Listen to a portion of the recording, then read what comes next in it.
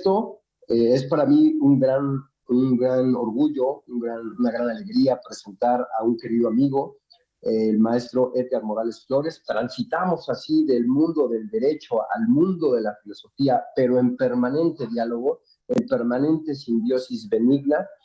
Se los presento con mucho gusto. El maestro Edgar Morales Flores es licenciado en Filosofía por la Facultad de Filosofía y Letras de la Universidad Nacional Autónoma de México, profesor en esta institución y también de la Facultad de Humanidades de la Universidad Autónoma del Estado de Morelos en las áreas de Filosofía Medieval y Filosofía de la Historia y de las Ciencias Sociales. Por supuesto, el querido maestro Edgar Morales Flores ha participado como miembro y como responsable en proyectos de investigación en el Instituto de Investigaciones Filosóficas y la Facultad de Filosofía y Letras de nuestra alma mater. Es director editorial de la revista DITAM, revista de investigación en humanidades de la Universidad Salesiana de la Ciudad de México, integrante de la mesa de redacción de la revista Metapolítica y colabora eventualmente para la revista norteamericana Literal Magazine y el suplemento cultural La Gualdra de la Jornada Zacatecas. Entre sus más recientes artículos, estos giran en torno a la categoría filosófica, la asignatura filosófica de fantasma en el pensamiento francés contemporáneo. Sin más, con mucho gusto, un verdadero honor presidir esta presentación para ceder de inmediato la conducción de la siguiente mesa: Democracia Descomunal, reflexiones en torno a lo impolítico. El micrófono es tuyo, querido amigo maestro Edgar Morales Flores. Un placer y un gran gusto tenerte en el quinto Congreso FIARDE 2020. Adelante. Muchas gracias, Humberto, por darme la oportunidad de participar con ustedes en este Congreso de Filosofía, Arte y Derecho. Pues me congratulo, obviamente, de pertenecer digamos, al cartel, ¿no?, de participantes.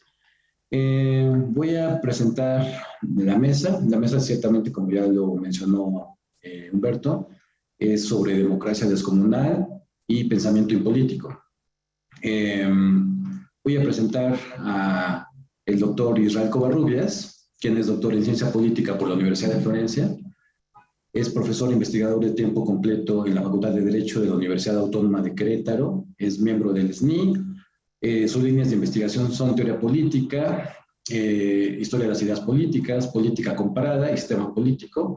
Y entre sus libros más recientes se encuentran Festina Lente, El relato democrático del contexto pandémico, del año pasado, publicado por GEDISA, y Democracia, Derecho y Biopolítica, Problemas y Desafíos de la Vida en Común, también publicado por GEDISA en el año 2020. Es asimismo director de la revista Estancias, que es una revista de investigación en Derecho y en Ciencias Sociales, publicada por la UAC y justamente también por la editorial GEDISA.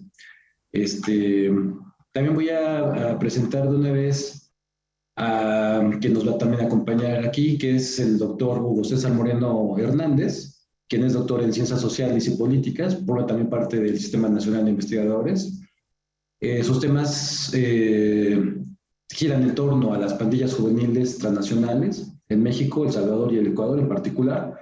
Realizó investigación en pandillas transnacionales en El Salvador y en Ecuador, criminalización contra integración, auspiciada por Plaxo, en la promoción de la investigación social, juventudes y movimientos juveniles de América Latina y el Caribe, y realizó una estancia postdoctoral en la ENA. Publicó los libros La pandilla como ejercicio de micropoder, Relaciones de poder en los márgenes de la sociedad, Jóvenes, violencia y estrategias de sobrevivencia, y Homies Unidos, estrategias de reestratificación desde la sociedad civil en el 2018, así como el reporte de investigación de Claxo, pandillas transnacionales en El Salvador y Ecuador, criminalización versus integración. Actualmente es profesor de tiempo completo en el Instituto de Ciencias Sociales y Humanidades Alfonso Vélez Pliego de la Benemérita Universidad Autónoma de Puebla. Bueno, dicho esto, ya estamos conectados, tanto Hugo como Israel como yo, en esta mesa. Y antes de dar pie a las conferencias, me gustaría dar algunas notas que dan cauce a la significación de lo impolítico, porque el término no es que sea un término, digamos, que corra libremente o que sea como muy común. Solamente quiero centrarme en 5 aspectos. El primero es que cuando se habla de lo impolítico, se remite a una disposición de lo político en contraposición a la llamada gran política, pensando que en los discursos de la modernidad, especialmente desde el siglo XVIII hacia el siglo XX, hubo una serie de articulaciones en torno a la vida política que derivaron justo en el ordenamiento de las instituciones que requería el liberalismo, por ejemplo.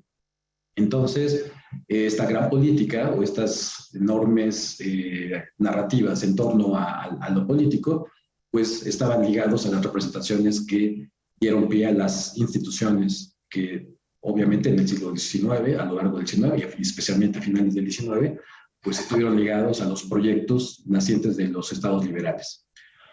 Y en contraposición, lo político, en contraposición a esta gran política, están como estos interregnos, estos intersticios, ¿no? Estas zonas no reguladas o que escapan de alguna forma a este orden de representación institucional y que podrían ser pensadas, de hecho, como espacios no políticos, pero que han sido territorializados, ¿no? O, dicho de otra manera, como tal, como se puede encontrar en estos textos, hay una desterritorialización de la política, haciendo justamente una provocación para pensarla fuera, ¿no?, de sus causas institucionales. Entonces, esto me parece, esta primera característica del político me parece pertinente, dicho aquí justo en el territorio del Instituto de Investigaciones Jurídicas, pues justo porque pareciera o más bien como una especie de desafío, ¿no? Digamos, a una serie de articulaciones narrativas, ¿no?, de disposiciones argumentales que tienen que ver con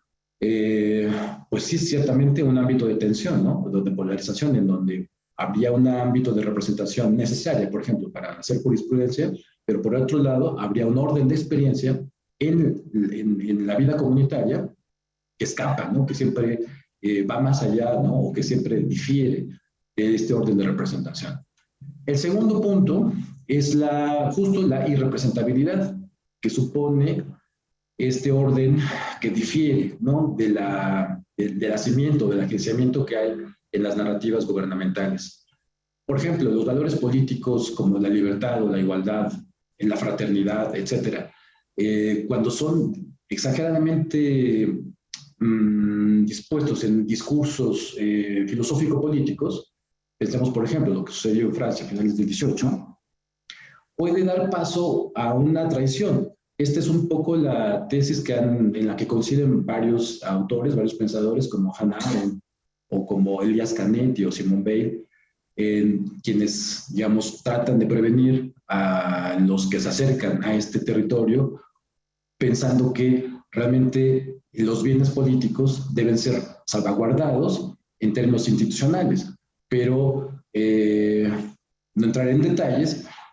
Esta excesiva racionalización o una especie de factor identitario inamovible de estos bienes o de estos términos referidos a bienes podría dar más bien paso a una especie de inamovilidad, ¿no?, de traición justamente de lo que requiere la comunidad en esos órdenes de libertad, de fraternidad, de justicia, etcétera, ¿no? En este segundo punto que quiero señalar, que es los factores de irrepresentabilidad, en contraposición justamente se resaltan los bienes concretos que tienen que ver con la experiencia comunitaria tal cual, que en sí misma es heterogénea, ¿no?, que no tiene fundamento y que es irrepresentable. No habría en la experiencia comunitaria, por supuesto, piénsenlo así, no habría, dado el término súper general, ¿no?, de comunidad, no habría atribución unívoca en la comunidad respecto a un sentido. No hay un solo ordenamiento posible. La experiencia comunitaria es heterogénea, es variable, no la unifica un poder, aunque se presume que podría, ¿no? Se afirma, pues, ¿no?, en este aspecto político, más la experiencia que su representación, ¿no? Y hay quienes, pienso por ejemplo en un teórico llamado Benjamin Noyes, que está ligado más al término aceleracionismo, que debe haber un acceso directo a los bienes positivos de los que hablan las grandes narrativas de la política, ¿no? Es decir, incluso esto es una provocación en términos incluso casi como de lo que escapa, ¿no?, al ordenamiento jurídico.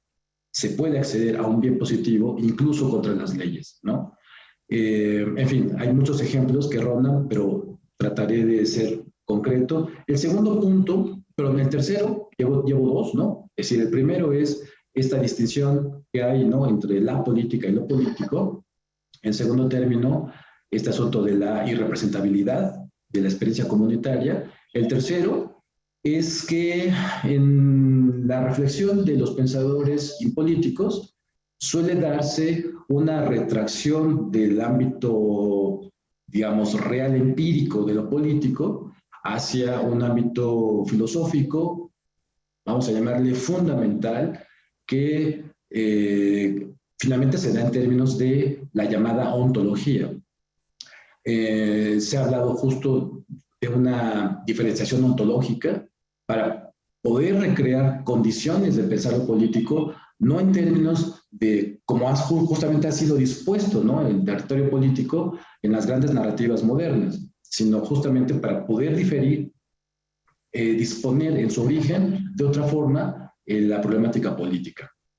No se esperaría, pues, ¿no?, que este ejercicio de reflexión que difiere, ¿no?, que más bien es un disenso respecto a estas narrativas dominantes, tengan a su vez modelos factibles, ¿no?, o programas muy definidos. No va por ahí. La reflexión en política suele ser más ligada a articulaciones desobradas. Voy a ocupar estos términos ya, voy a ponerlos en circulación. Se habla de una desobra, de una impotencia, de potencia de no, se habla de deconstrucción, etcétera, ¿no?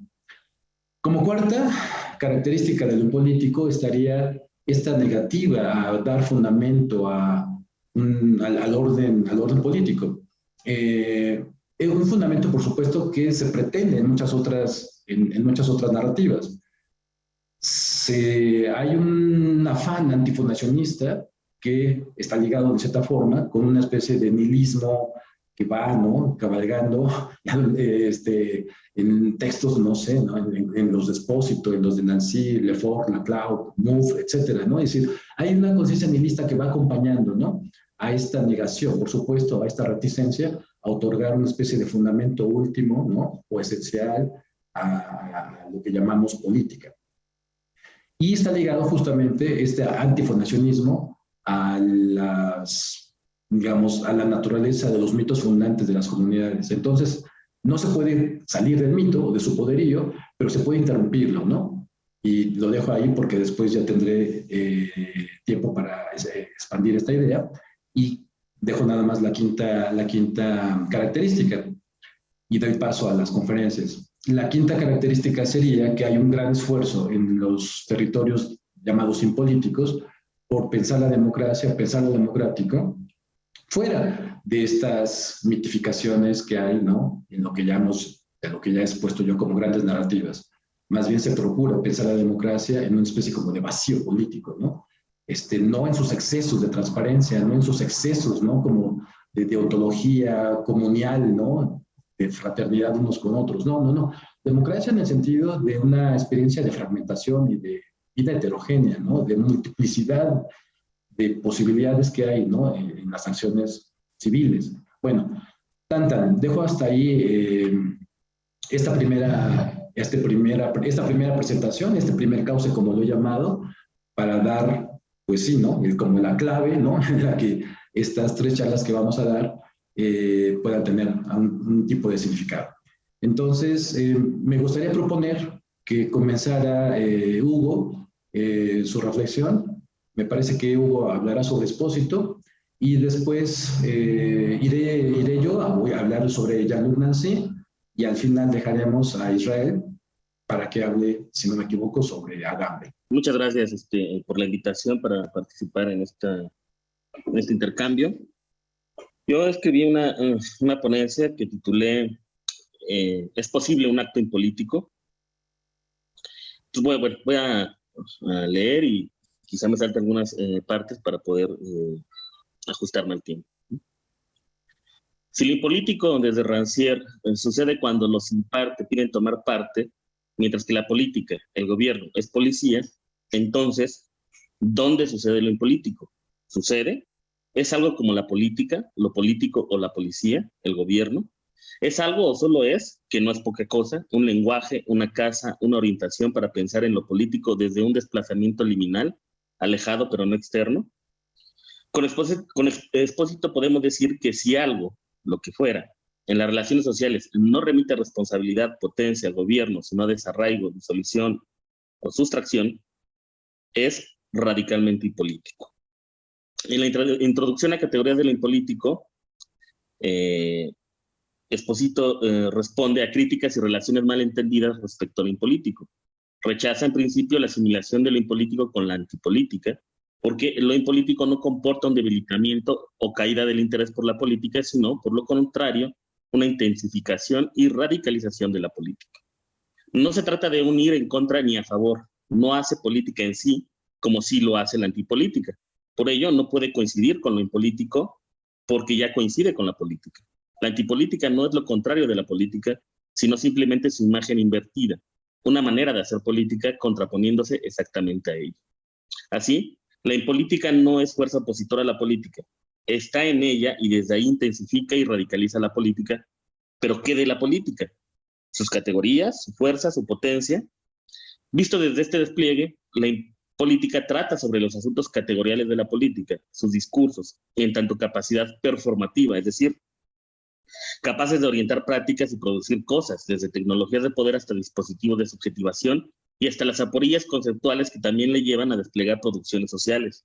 Porque para lo impolítico no existe una entidad, una fuerza, una potencia que pueda oponerse a la política desde el interior de su propio lenguaje, pero tampoco desde afuera, pues ese exterior no existe sino como proyección ideológica, mítica, autolegitimadora de lo político mismo, que ha llegado a la guerra civil con su propio gemelo, lo antipolítico. Si pensamos la política como gobierno y policía, podemos percibir su capacidad de orientación performática, es decir, produce dispositivos que norman u orientan a los cuerpos politizados, digamos súbditos o ciudadanos, mientras que lo político sería la lucha de quienes han quedado fuera, de quienes exigen tomar parte en la política, lo que a su vez, al ser tomados en cuenta, dejará fuera a otros que exigirán tomar parte, moviendo la política en sus extremos y llevándola siempre a saberse su revés, política-antipolítica. Una relación productiva que impide a la posición antipolítica percibirse como política y a la política percibir en la antipolítica una posición siempre presente que le revitaliza al dejarla percibir a sí misma desde la negación, evitando así una síntesis en términos dialécticos de un conflicto que, en términos formales, no lo es, porque son lo mismo separados por un operador de movilización.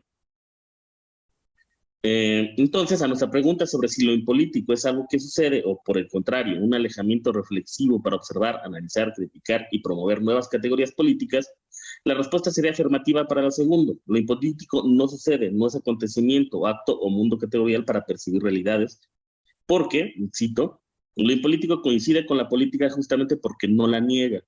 ¿Qué cosa afirma lo impolítico? Afirma que no hay otra política que la política, pero que justamente por ello la política está encerrada, o mejor dicho, determinada por la identidad consigo misma. No es otra cosa que sí misma. Su potencia está limitada a lo que es. No puede trascenderse en ninguna finalidad o cumplimiento exteriores a su desnudo ser lo que es. Lo impolítico es el fin de todo, fin de la política. La impolítica es entonces la mirada de lo político hacia el abismo de sí mismo, la mirada espantosa que le grita la verdad de su límite, una mirada desde un adentro ajeno. Lo impolítico no es distinto de lo político, sino que es lo político mismo observado desde un ángulo de refracción que lo modera frente a lo que él no es y tampoco puede ser. Me parece interesante jugar aquí con la propuesta lumaniana para describir la diferencia entre objetos. El operador de la barra oblicua permite la distinción de dos objetos que están alineados por la operación que distingue sus capacidades, universo o espacio marcado. Sistema entorno sería el más general, donde la barra oblicua indica la diferencia. El sistema político se distingue del económico, del derecho, del arte, de la religión, etc. Si lo impolítico modera a lo político respecto a su imposible, en este sentido, no hay dualidad sino a lo sumo diferencia. Y una diferencia que se refiere a la perspectiva, no al objeto o mucho menos al sujeto de la mirada. Entonces lo impolítico sería la operación analítica reflexiva que toma la forma de la barra oblicua para señalar el límite de lo político ahí donde ya no es, al mismo tiempo que funciona para expresarle dónde sigue, dónde no encuentra su límite, por ejemplo, en la distinción política-antipolítica. En este caso, no estaría descubriendo un límite, sino como ya lo hizo notar Esposito, una continuidad que solo alcanza diferencia en términos del conflicto y las producciones políticas de este conflicto. Pero ¿qué no es político? ¿Dónde está la diferencia fundamental que señala lo impolítico al convertirse en la barra oblicua que distingue político no político? Quizá la respuesta más adecuada es que lo impolítico no señala lo no político, sino que sufre un retorno implícito en su propia pertenencia a lo político. Porque si se convierte en la barra oblicua, siendo coincidente con lo político, sin la naturaleza para negarlo, entonces descubrir en su operación un no político la convertiría en algo que, a su vez, tiene que distinguirse a sí mismo. Algo así como impolítico, político, no político, impolítico, político, y así sin lograr funcionar como operador de distinción, convirtiéndose en un enlace que pierde su facultad para expresarle a lo político lo que no es. Por ello, lo impolítico se interviene cuando interviene las categorías de lo político. Siendo así, la barra oblicua solo señala el lugar, no la operación de distinción. Señala el interior respecto al exterior, quedando lo impolítico del mismo lado que lo político. Político y político, barra oblicua, no político. En la conferencia La perspectiva de lo impolítico, Esposito expone que lo impolítico es una categoría, o mejor, un horizonte categorial esencialmente negativa, crítica, y tal negatividad a su inexpresabilidad positiva se halla necesariamente ligada bajo pena de invertirse a su propio puesto, esto es, en la categoría de lo político. Está dentro de la distinción y, al mismo tiempo, designa el afuera de la distinción, permitiendo a lo político observarse. Así opera lo impolítico del lado positivo de la distinción, en el umbral que anuncia la trascendencia de lo político moderno. Ha sido una pulsión de infinito, de progreso inacabado e inacabable, siempre hacia adelante, sin perspectiva de más allá, en cierto sentido, infinitamente inmanente. Utilizando el operador de la barra oblicua para identificar un supuesto lugar de lo impolítico respecto a su negatividad frente a lo político, busca una manera de comprender, además de un posicionamiento categorial, la posibilidad del acontecimiento impolítico. En la medida que el paradigma hobbesiano del orden es la línea vencedora y todavía hoy largamente hegemónica desde el funcionalismo de Parsons hasta la sistémica de Luhmann, las distinciones funcionales de la teoría de sistemas productoras de orden y sentido suponen freno a la entropía de lo social. La distinción sistema-entorno limita la complejidad. El entorno siempre es más complejo y vasto que el sistema y tiene formas y estructuras propias a los que el sistema se enfrenta. Así, para la construcción del sistema es necesario un entorno poco caótico y entrópico. Debe tener un orden mínimo para que se puedan marcar y mantener distinciones. Sin embargo, para Esposito, este paradigma del orden tiene un efecto de despolitización que encuentra consonante con la idea de policía de Rancière. En una especie de solo orden, solo gobierno, un extremo de distinciones funcionales donde cada sistema realiza sus operaciones siguiendo los mínimos de sus códigos sin hallar un más allá de ellos mismos. Autogobernados pero sin política, o con una política en cuanto existen relaciones de fuerzas al interior de cada subsistema despolitizada por el código o el medio de comunicación simbólicamente generalizado. La relación de fuerzas, los gastos energéticos, están en cada distinción del lado de la sociedad en la distinción sistema-entorno, pero también están en el lado del entorno. La autonomía de la economía no es otra cosa que una distinción de orden que supone despolitizar una serie de relaciones, el mercado, que después colonizarán las relaciones que imponen orden, el Estado. Si asumimos que el momento actual del sistema capitalista neoliberal se caracteriza por la capacidad de hacer devenir todo en mercancía, incluso la ciudadanía puede devenir mercancía al hacer devenir al ciudadano en consumidor, implicando en la posición de consumidor o cliente una posición apolítica. Pero si lo impolítico es lo otro, lo contrario de la despolitización o de cualquier actitud apolítica, no puede ser representado como la barra oblicua que distingue entre sistemas, sino el tajo que muestra en la distinción la continuación de las relaciones de fuerza, aunque cambien de código o semántica. Porque para lo impolítico, la distancia que lo connota no coincide en absoluto con una negación de lo político, de su lenguaje, que sigue siendo el único lenguaje de la realidad, el único que la realidad sabe hablar. Como dije antes, lo impolítico es la mirada que lo político lanza hacia el abismo, la herida hecha por el slash graficado con la barra oblicua, en cuanto lo impolítico no es la negación, sino el negativo de lo político, señalando su límite, su cansancio y, al mismo tiempo, su recarga energética en las relaciones de fuerza. Es lo político mismo mirado desde su confín externo. En la mirada a sí mismo, lo político deviene impolítico al percibir cómo su positividad le destruye y le devuelve su imagen en negativo para repensarse, porque lo impolítico no transforma la realidad, la descubre tal cual, con crudeza. No de una realidad externa inexistente como tal, lo impolítico no contrapone a lo político otra realidad.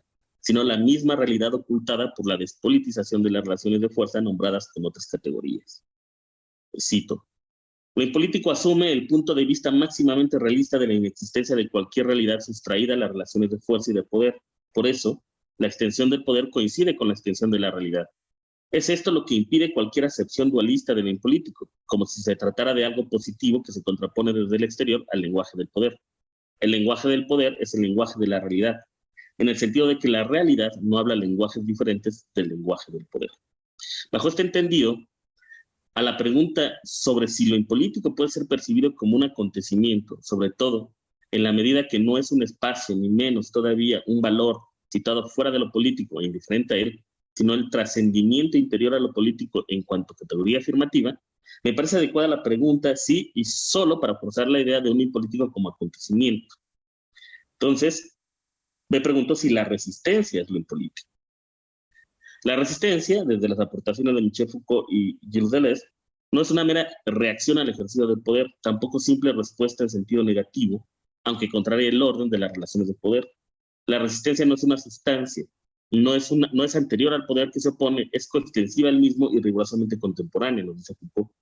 De esta manera, como lo antipolítico, la resistencia es simple negación de poder, no es simple negación de poder o aparición alterna a la relación de poder, sino que sucede con la misma relación de poder y lo hace de forma creativa, no como aguante o tolerancia a lo que le oprime, sino como forma activa, porque para resistir tiene que ser como el poder, tan inventiva, tan móvil, tan productiva como él. Es preciso que, como él, se organice, se coagule y se cimiente, que vaya de abajo arriba como él y se distribuya estratégicamente, dice Foucault. Así, la resistencia se opone al poder en la medida que se ejerce el poder. Sucede con cada ejercicio de poder. Desde el momento mismo en que se da una relación de poder, existe una posibilidad de resistencia. Nunca nos vemos atrapados por el poder. Siempre es posible modificar su dominio en condiciones determinadas y según una estrategia precisa. Por supuesto, esas condiciones determinadas, que puede ser desde la casa, la escuela, la fábrica, el cuartel, el hospital, la calle, etcétera, invitan a despliegues de resistencias determinadas, hablando el mismo lenguaje pero subvirtiéndolo, como burla, ironía o deformación. La resistencia no acumula poder. Las relaciones de poder verticales arriba-abajo, sí, en la medida de que imponen paradigmas de orden que, además de ser estratégicos, cuentan con tácticas para relacionarse en lo micro. Esto es, hay una microfísica del poder, observada gracias al método genealógico que existe en la necesidad de recurrir a los hechos en términos genealógicos de relaciones de fuerza, de desarrollos estratégicos, de tácticas. Aquí, táctica y estrategia remiten a la relación de fuerza bajo el entendido de que existe una lucha por mantener la verticalidad. Foucault no los distingue tan detalladamente como Michel disertó. Mucho menos indica que la táctica sea, por decirlo de alguna forma, propia de los débiles, pues desde la estrategia se despliegan tácticas. Hay que pensar en el doble condicionamiento de una estrategia por la especificidad de las tácticas posibles y de las tácticas por la envoltura estratégica que las hace funcionar. Es decir, táctica y estrategia se relacionan según los ordenamientos operativos y las afecciones sobre los cuerpos para que estos se muevan, ordenen y orienten según las necesidades funcionales. El poder vertical de arriba a abajo produce subjetividad a través de disciplinas, saberes, normas, etc. Su productividad táctica, que efectos recíprocos de poder y saber aseguran, y su integración estratégica, cuál coyuntura y cuál relación de fuerzas vuelve necesaria su utilización en tal o cual episodio de los diversos enfrentamientos que se producen. En Desertó confirma la situación de la lucha cuando estima que en la táctica la síntesis intelectual tiene como forma no un discurso, sino la decisión misma, acto y manera de aprovechar la ocasión, lo cual es válido para los movimientos tácticos formulados desde una posición estratégica. La estrategia tiene un lugar propio desde donde se maneja hacia su exterioridad, pero fundamental para las resistencias porque lo táctico es la forma en que los débiles o dominados ejercen poder en la verticalidad abajo-arriba. De esta manera, las líneas verticales se cruzan con líneas horizontales para dibujar la cuadrícula de las relaciones de poder. Cada línea vertical es un dispositivo, cada cruce con una línea horizontal significa el despliegue de tácticas, donde la verticalidad es cuestionada y produce nuevas líneas transversales, que habitan las cuadrículas de manera no operativa, sino existencial. En el cuerpo a cuerpo táctico, la verticalidad se resiente. Los sujetos resisten a los ordenamientos del poder a través de artes de poner en práctica jugarretas, astucias de cazadores, movilidades maniobreras, simulaciones polimorfas, hallazgos jubilosos, poéticos y guerreros, nos dice Desertó. La resistencia que sucede al momento de una relación de poder se da en la misma línea de relación, pero a través de sus límites. Digamos que la línea del sexo, para pensar con Foucault, tiene su adentro en el sexo-deseo, como observa Foucault, y la resistencia se da en el pliegue más cercano al exterior, el cuerpo que siente placer. De esta forma, la resistencia es actual en el sentido táctico, esto es, sucede al momento y de esta forma es inaccesible porque está pasando. Si existe una forma táctica resistente del bien político, esta es respecto al pensar y al pensamiento. Pensar la política en lo que tiene de irreductible a la filosofía política es precisamente la tarea del bien político, dice Esposito. ¿Qué puede ser conducido por la filosofía política a condición de autoproblematizarse como tal, de deconstruirse en cuanto a filosofía política, de volverse filosofía del bien político? Esto es, determinación extrema de lo político en el sentido lateral de delinear los términos más allá de los cuales no hay nada, el silencio del poder o su impensado. Tal vez sea este silencio, lo impensado del poder, el espacio de responsabilidad del pensamiento. Pensar la política fuera de su adentro, que podemos asumir es la filosofía política, desde el sentido lateral, esto es, desde el pliegue más cercano a su afuera, lo impensado de la política. ¿Qué es este impensado de la política sino el pensamiento sobre lo inaprensible por lo político, ya sea por dogma, ya sea por asco, ya sea por su búsqueda de una inmanencia infinita, incapaz de pensar la trascendencia, que es una cuestión de la modernidad?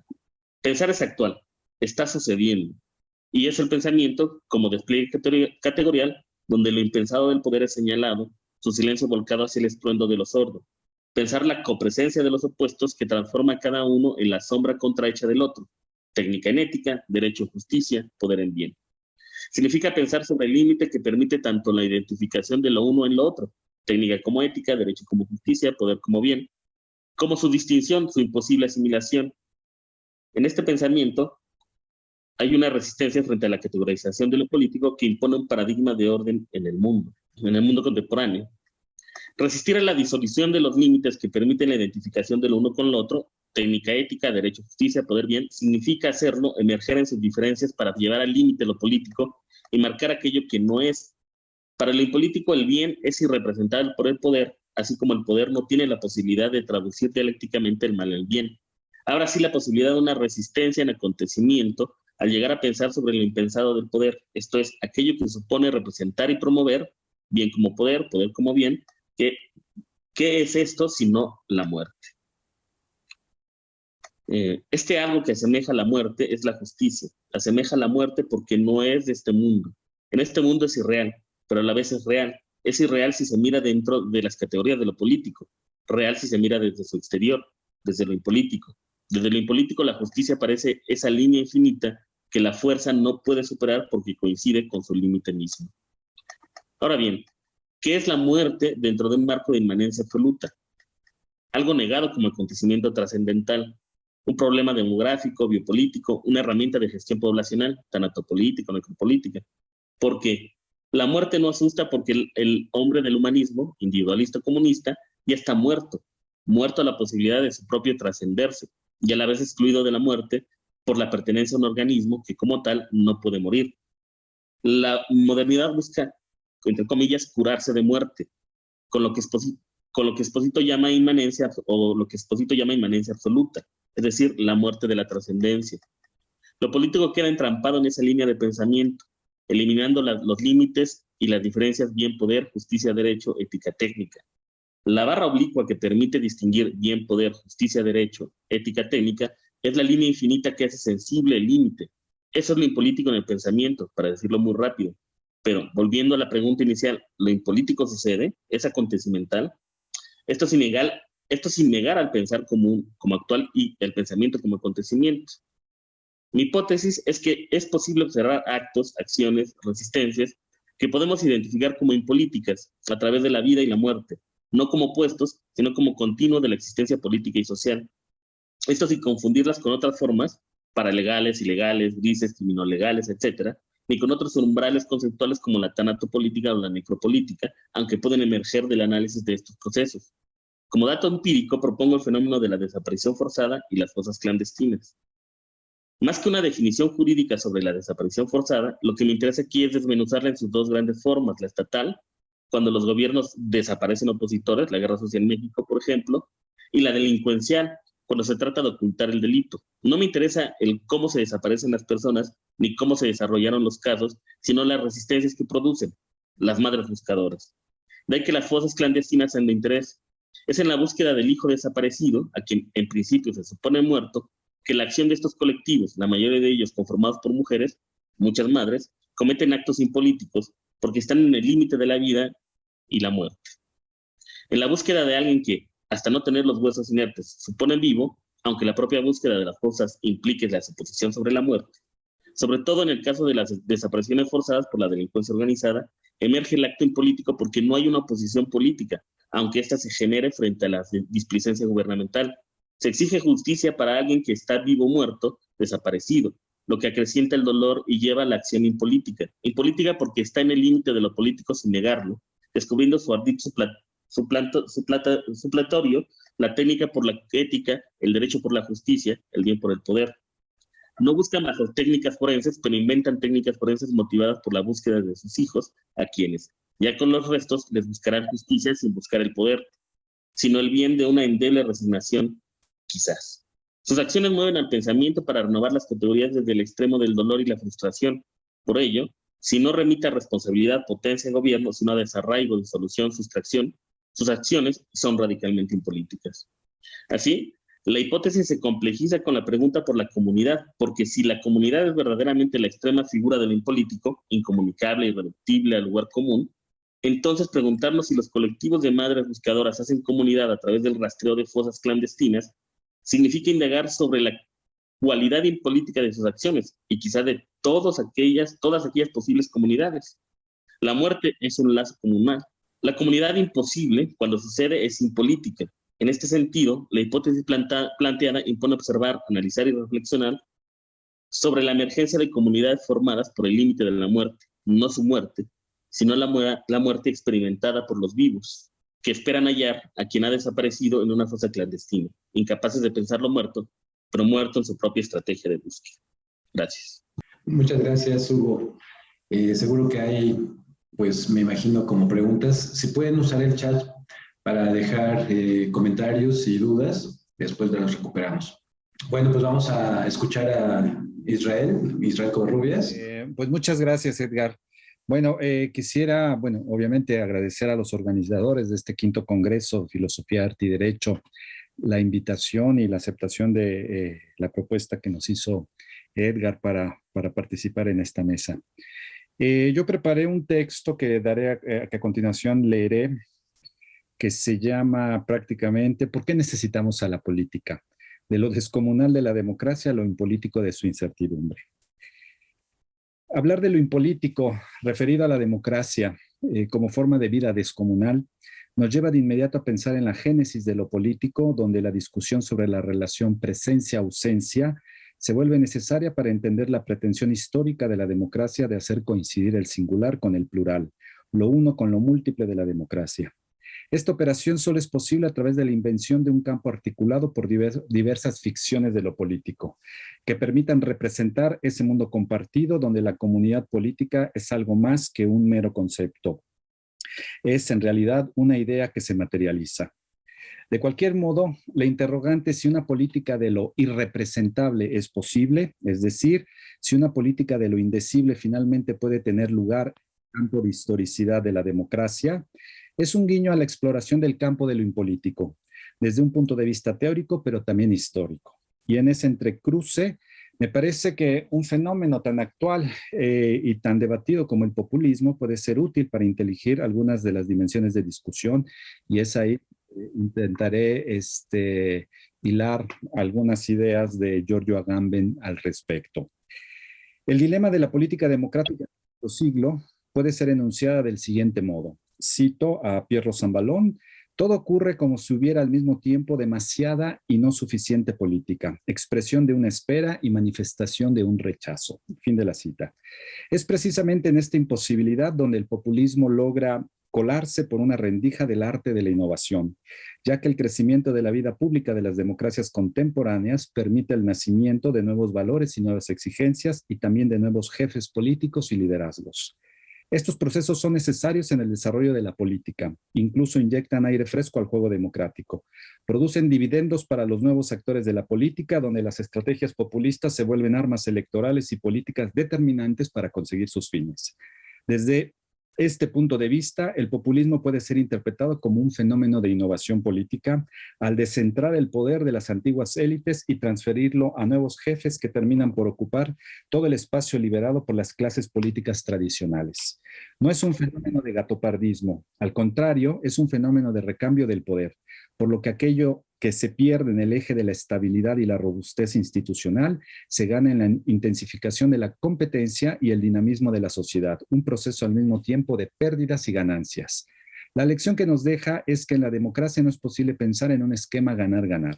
Es quizá esta la imposibilidad del populismo, ya que su propensión a no respetar las reglas del juego lo vuelve en el actor indeseable de la competencia democrática.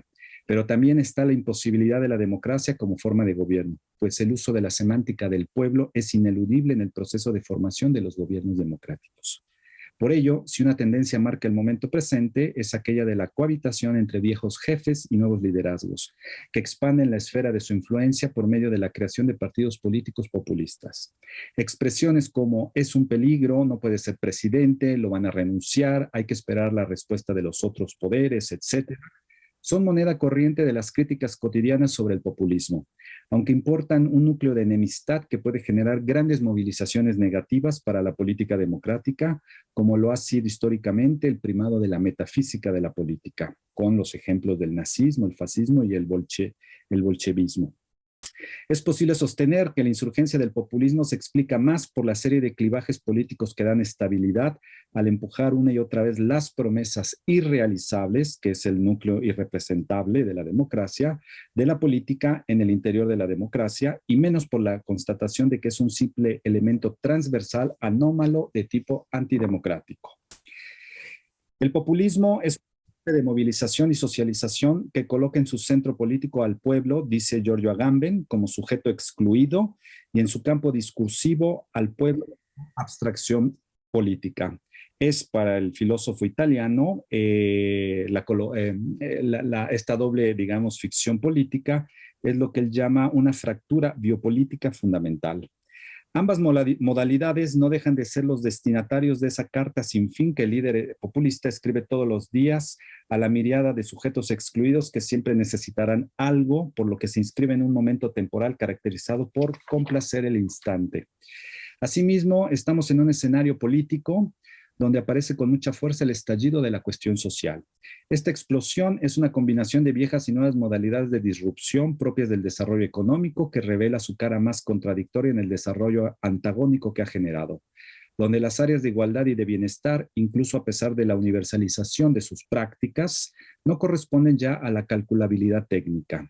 Desde este punto de vista, observamos ciclos recientes de protestas en diversos países, por lo menos en América Latina, que colocan demandas que rozan las problemáticas clásicas de las desigualdades, pero además recuperan la exacerbación de la exclusión social y política, el bajo rendimiento tanto de las economías nacionales como de la economía global, que no producen lo suficiente para todos, la informalidad, la precarización, la pobreza, la extensión de los canales de participación.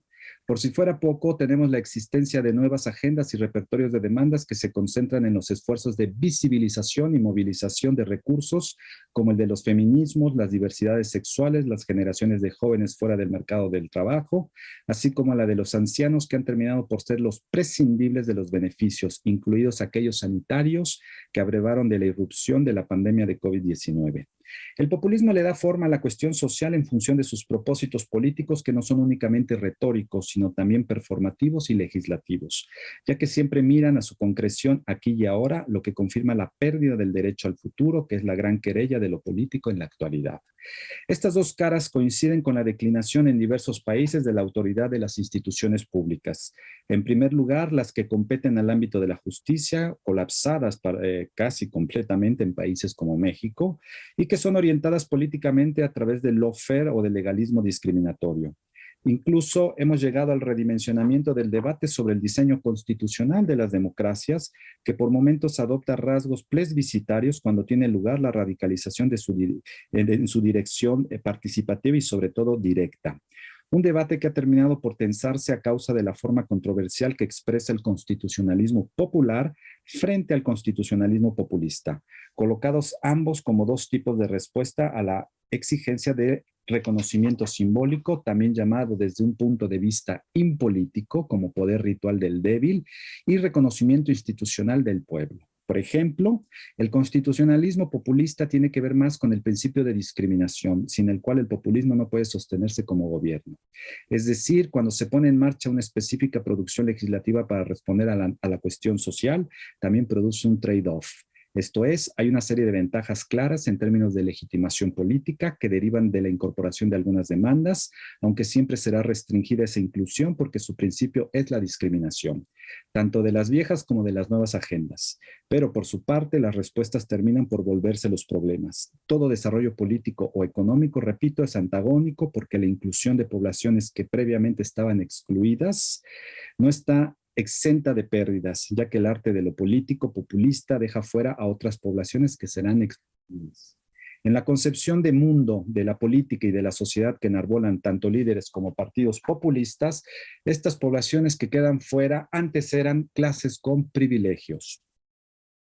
La división hace volcar el eje arriba-abajo en un movimiento simbólico de 180 grados que puede o no coincidir con el binarismo amigo-enemigo. Eso depende de cada caso particular.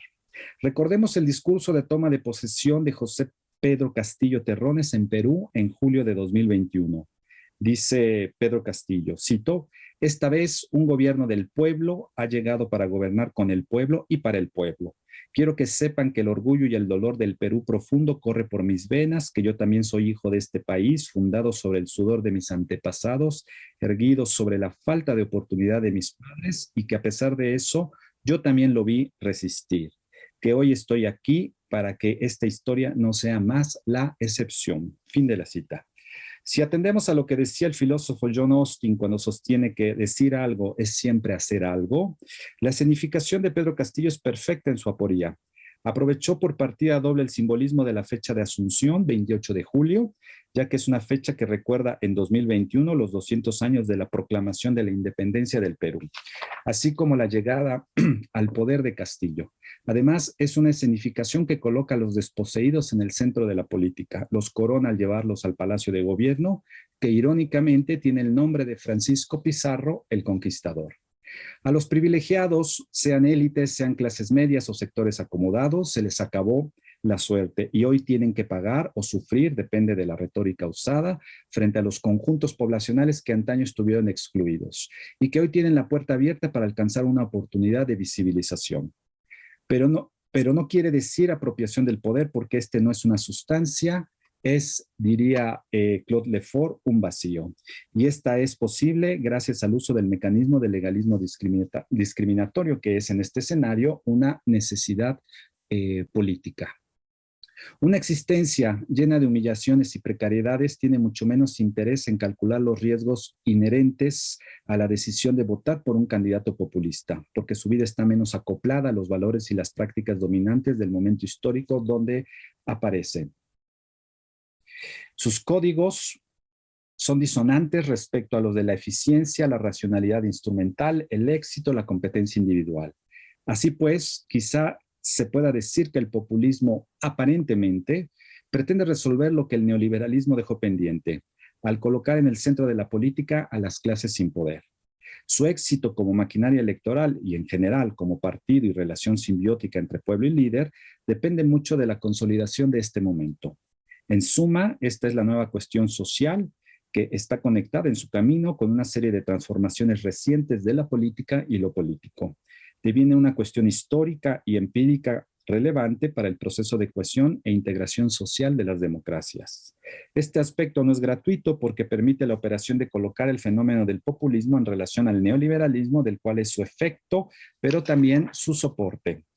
La cuestión social es un fenómeno que permite el desarrollo de la democratización de la democratización en el siglo XIX, es decir, de la expansión de los canales de participación e inclusión. Pensemos en la larga y complicada historia de la universalización del sufragio, y que aparece con el fenómeno de la igualación que ya Claude Lefort había señalado como la más clara muestra del carácter paradojal y contingente del orden político democrático, ya que, dice Lefort, cito, si los hombres son de hecho cada vez más semejantes, se inclinan más a la producción de los signos de su disimilitud. Fin de la cita. El populismo quiere colmar ese espacio vacío, apropiarse completamente de esa diferencia no cifrable, que hoy es identificada con la exclusión. Una auténtica forma de innovación política. No es un problema de política social o sectorial. Con ello, termina por jugar un rol de carburante precisamente del populismo. Entonces, esa fractura que dice Agamben teóricamente podría llevarnos a decir que el populismo ha hecho suya la bandera de cuestionar la atomización de las prácticas del poder, cómo se llega al vértice, y del contrapoder, cómo se contesta el vértice. En este sentido, con mucha probabilidad tendremos que comenzar a pensar la política desde una perspectiva post-política, acaso impolítica, así como la democracia ha sido pensada desde un punto de vista post-democrático. El nuevo lugar que ocupan las clases sin poder en el escenario del populismo actual puede ser entendido si lo enfocamos a partir de la discusión sobre el poder ritual del débil. Como parte de esa reactivación política, en algunas vertientes, el populismo es un efectivo despresurizador de los conflictos sociales. Si bien profundiza algunos clivajes donde el conflicto escala, también es la nueva escuela de socialización y conversión política. Cuando hablaba de un giro de 180 grados en el eje arriba-abajo, me refería a la activación de ese poder ritual del débil. Para el sociólogo Alessandro Pisorno, el poder ritual del débil reclama la atención a la dimensión simbólica de la política. Cito en extenso, dice Pisorno, la necesidad de la presencia de componentes de la colectividad sin poder en el acto donde el poder recibe reconocimiento y se vuelve autoridad ha sido llamado con una fórmula sintética el poder ritual del débil. Este puede tomar la forma del derribamiento del estatus, el subalterno se eleva predominante, de humillación ritual del poderoso, como en la fórmula Servus Servorum Dei en la consagración del Papa, de compromisos para servir al débil, como en la vela del caballero medieval, o de otras técnicas parecidas que castiguen al poderoso. De este extraño poder acordado con las clases sin poder de la sociedad o por sus representantes a través del proceso ritual durante el cual el poder es instituido, se pueden dar dos interpretaciones. Una es la interpretación estructural de naturaleza maquiavélica por la cual el poder ritual del débil es visto como poco más que una mistificación, con más precisión como una astuta técnica de control social que le facilita al poderoso el gobierno de la sociedad. Por su misma temporalidad, las fases en las cuales los poderosos son humillados, los estatus derribados, a los que no tienen poder se les da la experiencia de la autoridad. Representan puros desfogues, estados ilusorios desde los cuales las clases subordinadas regresan mucho más tolerantes y sumisas a la vida productiva de todos los días. Cuando es creado un complejo aparato para representar a los que no tienen poder, los representantes se unen a los verdaderos poderosos para compartir los beneficios del poder. De este modo, la ilusión es perfecta. La interpretación alterna puede ser llamada comunitaria. En la base del poder ritual del débil está la necesidad de la comunidad de verificar periódicamente su unidad. La presencia de aquellos que no tienen poder en el proceso de formación del poder es la garantía de la identidad colectiva. En este proceso, las clases débiles y las fuertes se conjugan en una suerte de unión mística. Esta unión no es solo momentánea o ilusoria. Más allá de la garantía de unidad, las clases sin poder poseen algo de relevancia para dar a los poderosos. Estando sin poder y sin éxito, viven en una particular tensión hacia el futuro, donde se podría realizar una suerte de redención que llevaría a término su miseria y sujeción. Las clases que ya tienen poder y éxito están menos dispuestas a formas de tensión hacia el futuro, pero la colectividad en su conjunto puede tener la necesidad, de este modo, de la particular contribución que en esta dirección están en grado de otorgar las clases inferiores o sus representantes. Fin de la cita.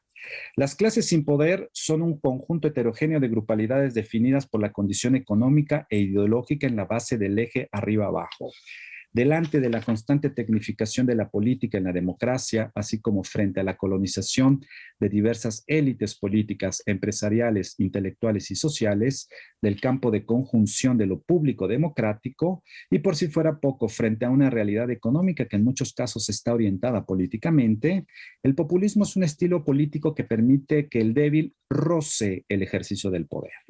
La exigencia de visibilización de aquel ciudadano que está en una posición de inferioridad frente a los ojos del superior, del estudiante frente al maestro, de la esposa frente al marino, del gobernado frente al gobernante, de lo femenino frente a lo masculino, etcétera, fundan una distancia irreversible desde lo impolítico.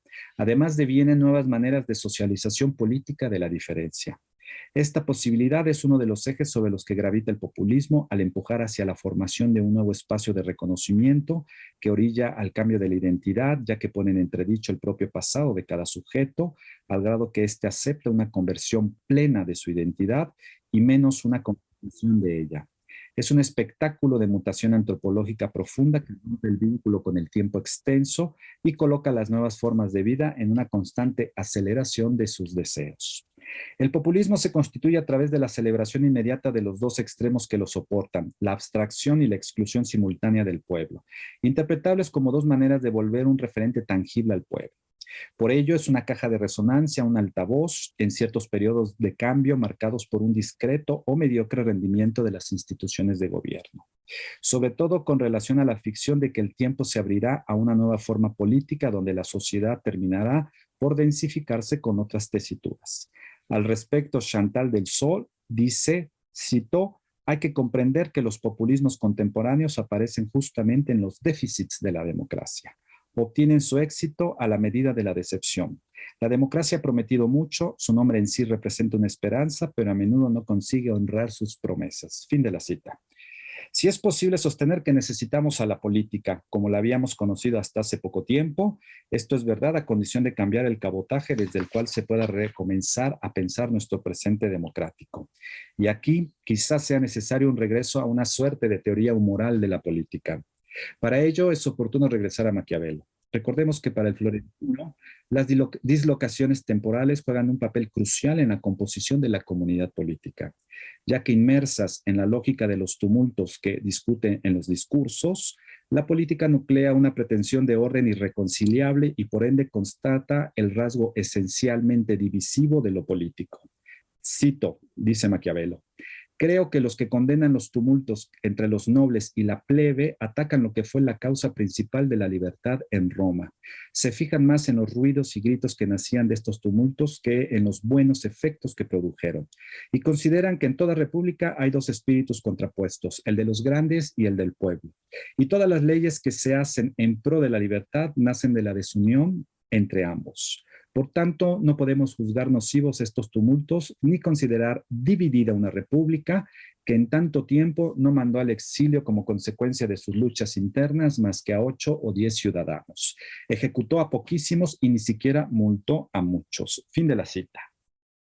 Para Maquiavelo, el inicio de una nueva temporalidad está enganchado a una revelación metapolítica que tiene lugar en los campos de historicidad del tiempo. Si el tiempo es discontinuo a causa de la aceleración y la ansiedad de la época, es porque el rasgo asimétrico constitutivo entre el humor del pueblo y el humor de los grandes diferencia que es incolmable, pero al mismo tiempo esa brecha permite el nacimiento de la libertad y la proximidad, entendida esta última como vida en común. Un regreso a una teoría humoral de la política tendría que detenerse en el estudio del fenómeno del peligro. Y ahí la obra de Elías Canetti intuye bien este punto. Que revisite la expansión de los miedos, los enojos, el resentimiento, donde se inscribe la lógica del populismo en la sociedad democrática. Esta es una tarea pendiente en el campo tanto de la teoría política como de la teoría social. Quizás se encuentren destellos en las obras de algunos pensadores clásicos cuando observan el papel que juega el miedo y la discordia, además de Maquiavelo o Thomas Hobbes, en la organización de los asuntos humanos. Para ellos, el peligro aparece como uno de los elementos constitutivos en la formación del orden político. Finalmente, dice Giorgio Agamben en un libro brevísimo que sacó el año pasado, cito, nuestro tiempo impolítico no quiere ver su propio rostro, lo mantiene a distancia, lo enmascara y cubre. No debe haber más rostros, sino solo números y cifras. Incluso el tirano está sin rostro. Fin de la cita. El populismo es la comedia política principal del siglo XXI, en la medida en que pretende no ver el rostro sin forma del fracaso de la cohesión social de la democracia. Al contrario, ha terminado por desfigurar ese rostro. Muchas gracias.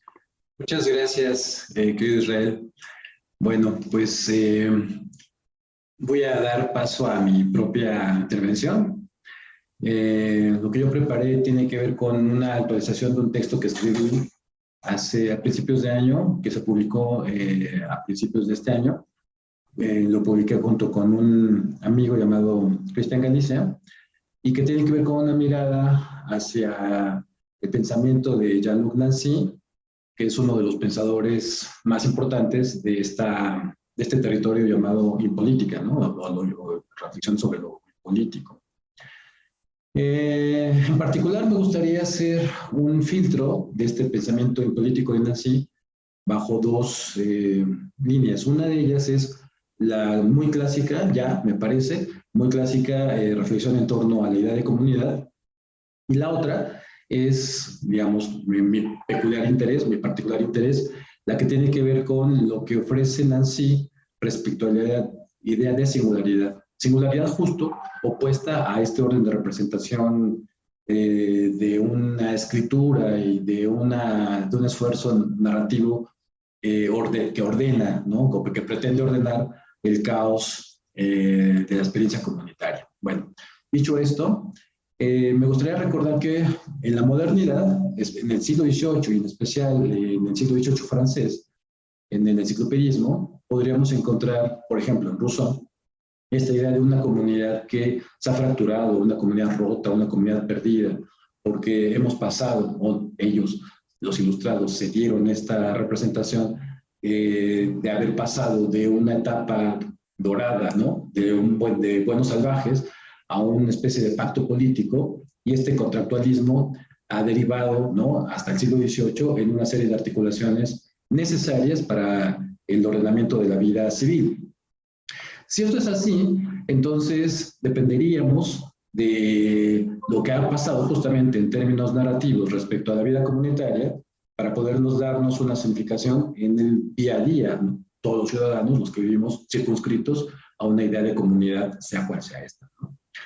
Entonces, por un lado está esto, y por otro lado, de manera paralela, ustedes saben que en la filosofía moderna, y piensen, por ejemplo, en el padre que siempre se dice, ¿no?, que Descartes, ¿no?, es el padre de la filosofía moderna, cómo se ha pensado en estos siglos, ¿no?, 17, 18, 19, la idea de sujeto, ¿no? Son términos, ¿cómo se puede decir?, complementarios, ¿no?, es decir, adyacentes. La idea de sujeto está, ¿no?, conjuntada, la idea de sujeto está unida con la idea de comunidad necesariamente. Y la idea de comunidad, como ya hemos visto, depende justamente en el discurso moderno de su extrema racionalización. Y por el lado del caso del sujeto, que lo voy a adelantar en este momento, me interesa la idea de sujeto o su genealogía a propósito de recuperar, ¿no?, como en antípoda, como de frente contrapuesto, la idea de singularidad, pero la idea de sujeto a la que refiero en el discurso moderno, pues es una idea más bien clásica, sólida, compacta, fundamental, ¿no?, en donde justo la idea latina, esta de lo que subyace, ¿no?, del subjectum, es aquello que siempre está acompañando, ¿no?, la percepción del entorno. El sujeto, por lo tanto, siempre permanece una especie como de condición, ¿no?, que siempre está precediendo, antecediendo a la experiencia. Es decir, cuando se junta esta idea junto con la comunidad, lo que tendríamos entonces es una especie de conjunto, un colectivo, generado por entidades preconstituidas, que son, por ejemplo, seres racionales por naturaleza, y que en su racionalidad justo argumentan, ¿no?, convienen digamos, el beneficio de tener un contrato colectivo, por ejemplo, ¿no? Y entonces generan, no sé, por ejemplo, un acta constitutiva para fundar una comunidad ordenada, ¿no?, o significativa. Es decir, tanto la idea de sujeto como la idea de comunidad en el discurso moderno, pues tienden a ser inamovibles, tienden a ser orgánicas, tienden a pasar justo por las figuras de los constituyentes, de las instituciones garantes, etcétera, ¿no? Quiero dar un salto ahora a lo que sucede, por ejemplo, ya en el siglo XX. Tenemos un siglo donde se han polarizado por un lado, los discursos en torno a la idea de sujeto y a la idea de comunidad en el agenciamiento liberal, y por otro lado, en el emergente, y pujante, ¿no? Importantísimo en el siglo XX, discurso socialista o socialista-comunista. Tanto la idea de sujeto como la idea de comunidad en ambos discursos dominantes son igualmente, aspiran a un nivel de fundación racional incuestionable, ¿no? Irrefutable. No habría posibilidad de impugnación, sino a título justamente de la confrontación entre estos dos modelos. Y lo que he dicho al inicio de la mesa es que justo cuando se pone el acento en el ámbito de la representación, hemos perdido de vista el pulso de la experiencia comunitaria. En los años 80, digamos, casi en una de las últimas entregas de la cadena de la evolución del socialismo realmente existente, o como se ha llamado así, ¿no? El socialismo realmente existente, a inicios de los años 80, ya parecía incuestionable, ¿no? Piensen que ya había una experiencia fehaciente de la inviabilidad de la forma de comunidad que tenía la Unión Soviética y el imperialismo que había ejercido sobre los países, por ejemplo, de Europa del Este, ¿no? Y la manutención económica, política, ideológica que a través de múltiples guerrillas, ¿no? En múltiples altitudes del globo, se llevaba a cabo, ¿no? Había una narrativa en torno a la idea de comunidad en esta perspectiva que tenía que ver con una especie de comunidad que viene, que es una comunidad emplazada en el tiempo, en el futuro, que no está presente ahora, que tenemos que construirla, pero que tenemos que atravesar, por ejemplo, por una etapa dictatorial, ¿no? Es decir, la dictadura del proletariado, la idea de partido se deshace o de alguna manera se contraindica en términos de un solo partido, ¿no? De lo cual es un absurdo. Pero estaba así, ¿no? Así funcionaban estas narrativas en torno a una idea de comunidad compacta que debe ser completamente inamovible, previsible, cuyo trayecto ya científicamente estaba previsto, ¿no? Hay una ciencia económico-política que nos dictamina que no hay forma de fallar en el rumbo de la historia. Terminaremos en la escala llamada comunismo, ¿no? En fin, resulta que en los años 80 justo, cuando están circulando este tipo de ideas frente a las otras, ¿no? De las cuales, digamos, solamente las refiero, ¿no? La idea de comunidad y la idea de subjetividad en el liberalismo, comienza una aparición tal vez un poco tímida, o estaba justamente ensayándose esta rebeldía del pensamiento, cuando se empezaba a pensar en términos muy distintos, no en términos del modelo de una teoría de la comunidad, de una filosofía del sujeto, sino quizá de lo que no ha sido pensado ahí, ¿no? Cuando hablamos de comunidad, quizá se escapa la experiencia de su contingencia, ¿no? La experiencia de que a lo mejor hay múltiples movimientos que no están coordinados con el sentido que ha pensado la Constitución, que ha pensado el insurgente, etcétera, etcétera.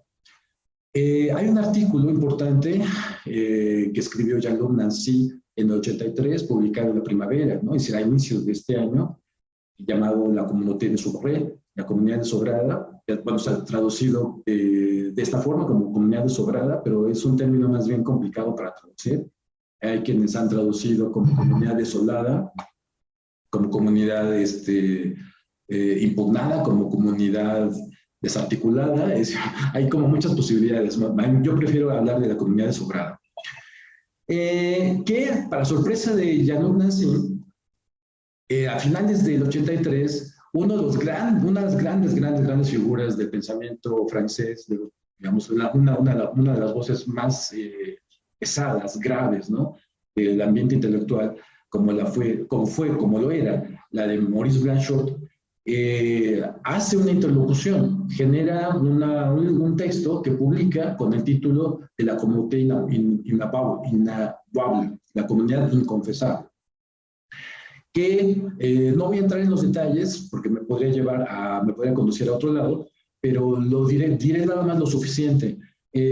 Maurice Blanchot se siente interpelado o se siente no sé si obligado, pero digamos, hay, por supuesto, un continuum, digamos, en la discusión de Jean-Luc Nancy sobre la idea de comunidad y lo que va a pasar con Maurice Blanchot y su idea también de la idea de comunidad, pues sí, descalificada, desobrada, inconfesable, de Entretien infini, esto es de algo que está abierto, que no puede ser obtuido, no puede ser cerrado, no puede ser cerrada, ¿no?, la narrativa respecto a la comunidad, sino que habrá que pensar en términos contrarios, es decir, como que hay en el 83, en el pensamiento francés, especialmente con Nancy y con Blanchot, comienza una historia, o no es que comience, pero digamos, empieza a formarse un nudo cada vez más reconocible como pensamiento impolítico, y que va a ir dando pasos atrás, ¿no? Un va de reto discursivo que va a recuperar no la representación,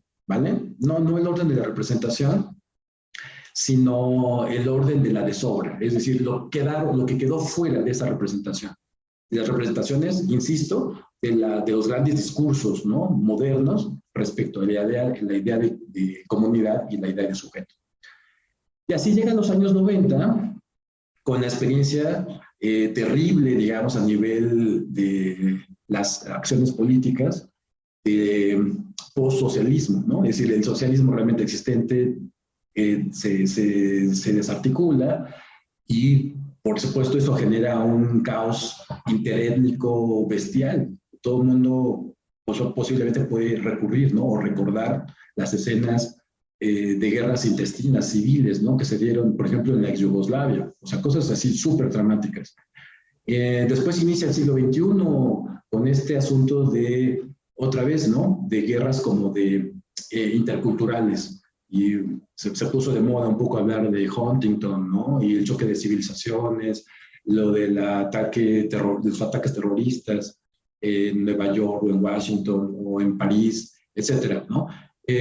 A todas estas escenas correspondían nuevas, ¿cómo se puede decir?, nuevas anulaciones, nuevas entregas, nuevos tejidos que hacía Jean-Luc Nancy, y va evolucionando su pensamiento en político de la comunidad desobrada a una cosa llamada la compartición, una reflexión sobre el mito nazi junto con uno de sus colegas, de hecho la gran mancuerna de pensamiento de Jean-Luc Nancy, que fue Jean-Philippe Labarthe, ¿no? Labarthe. Otro texto importante del 96, que es Ser Singular Plural. Después, en el 2001, todavía recupera el expediente en la comunidad confrontada. Después, este mismo expediente lo hace pasar por su reflexión en torno a la pasión política de Maurice Blanchot. Y aún en el 2014, es decir, ya mucho más reciente, una entrega llamada La Comunidad Descalificada, en donde como que revela un montón de datos, ¿no?, que no podíamos ver nosotros los que estábamos como siguiendo el pulso de la noción de comunidad en Jean-Luc Nancy, y que fueron muy reveladores. Bueno, lo menciono porque quiero que ubiquen a Jean-Luc Nancy como una de las luces de la constelación en política más impresionantes. Es decir, su pensamiento fue, no me refiero al estilo, que los estilos filosóficos pueden ser muy densos, ¿no?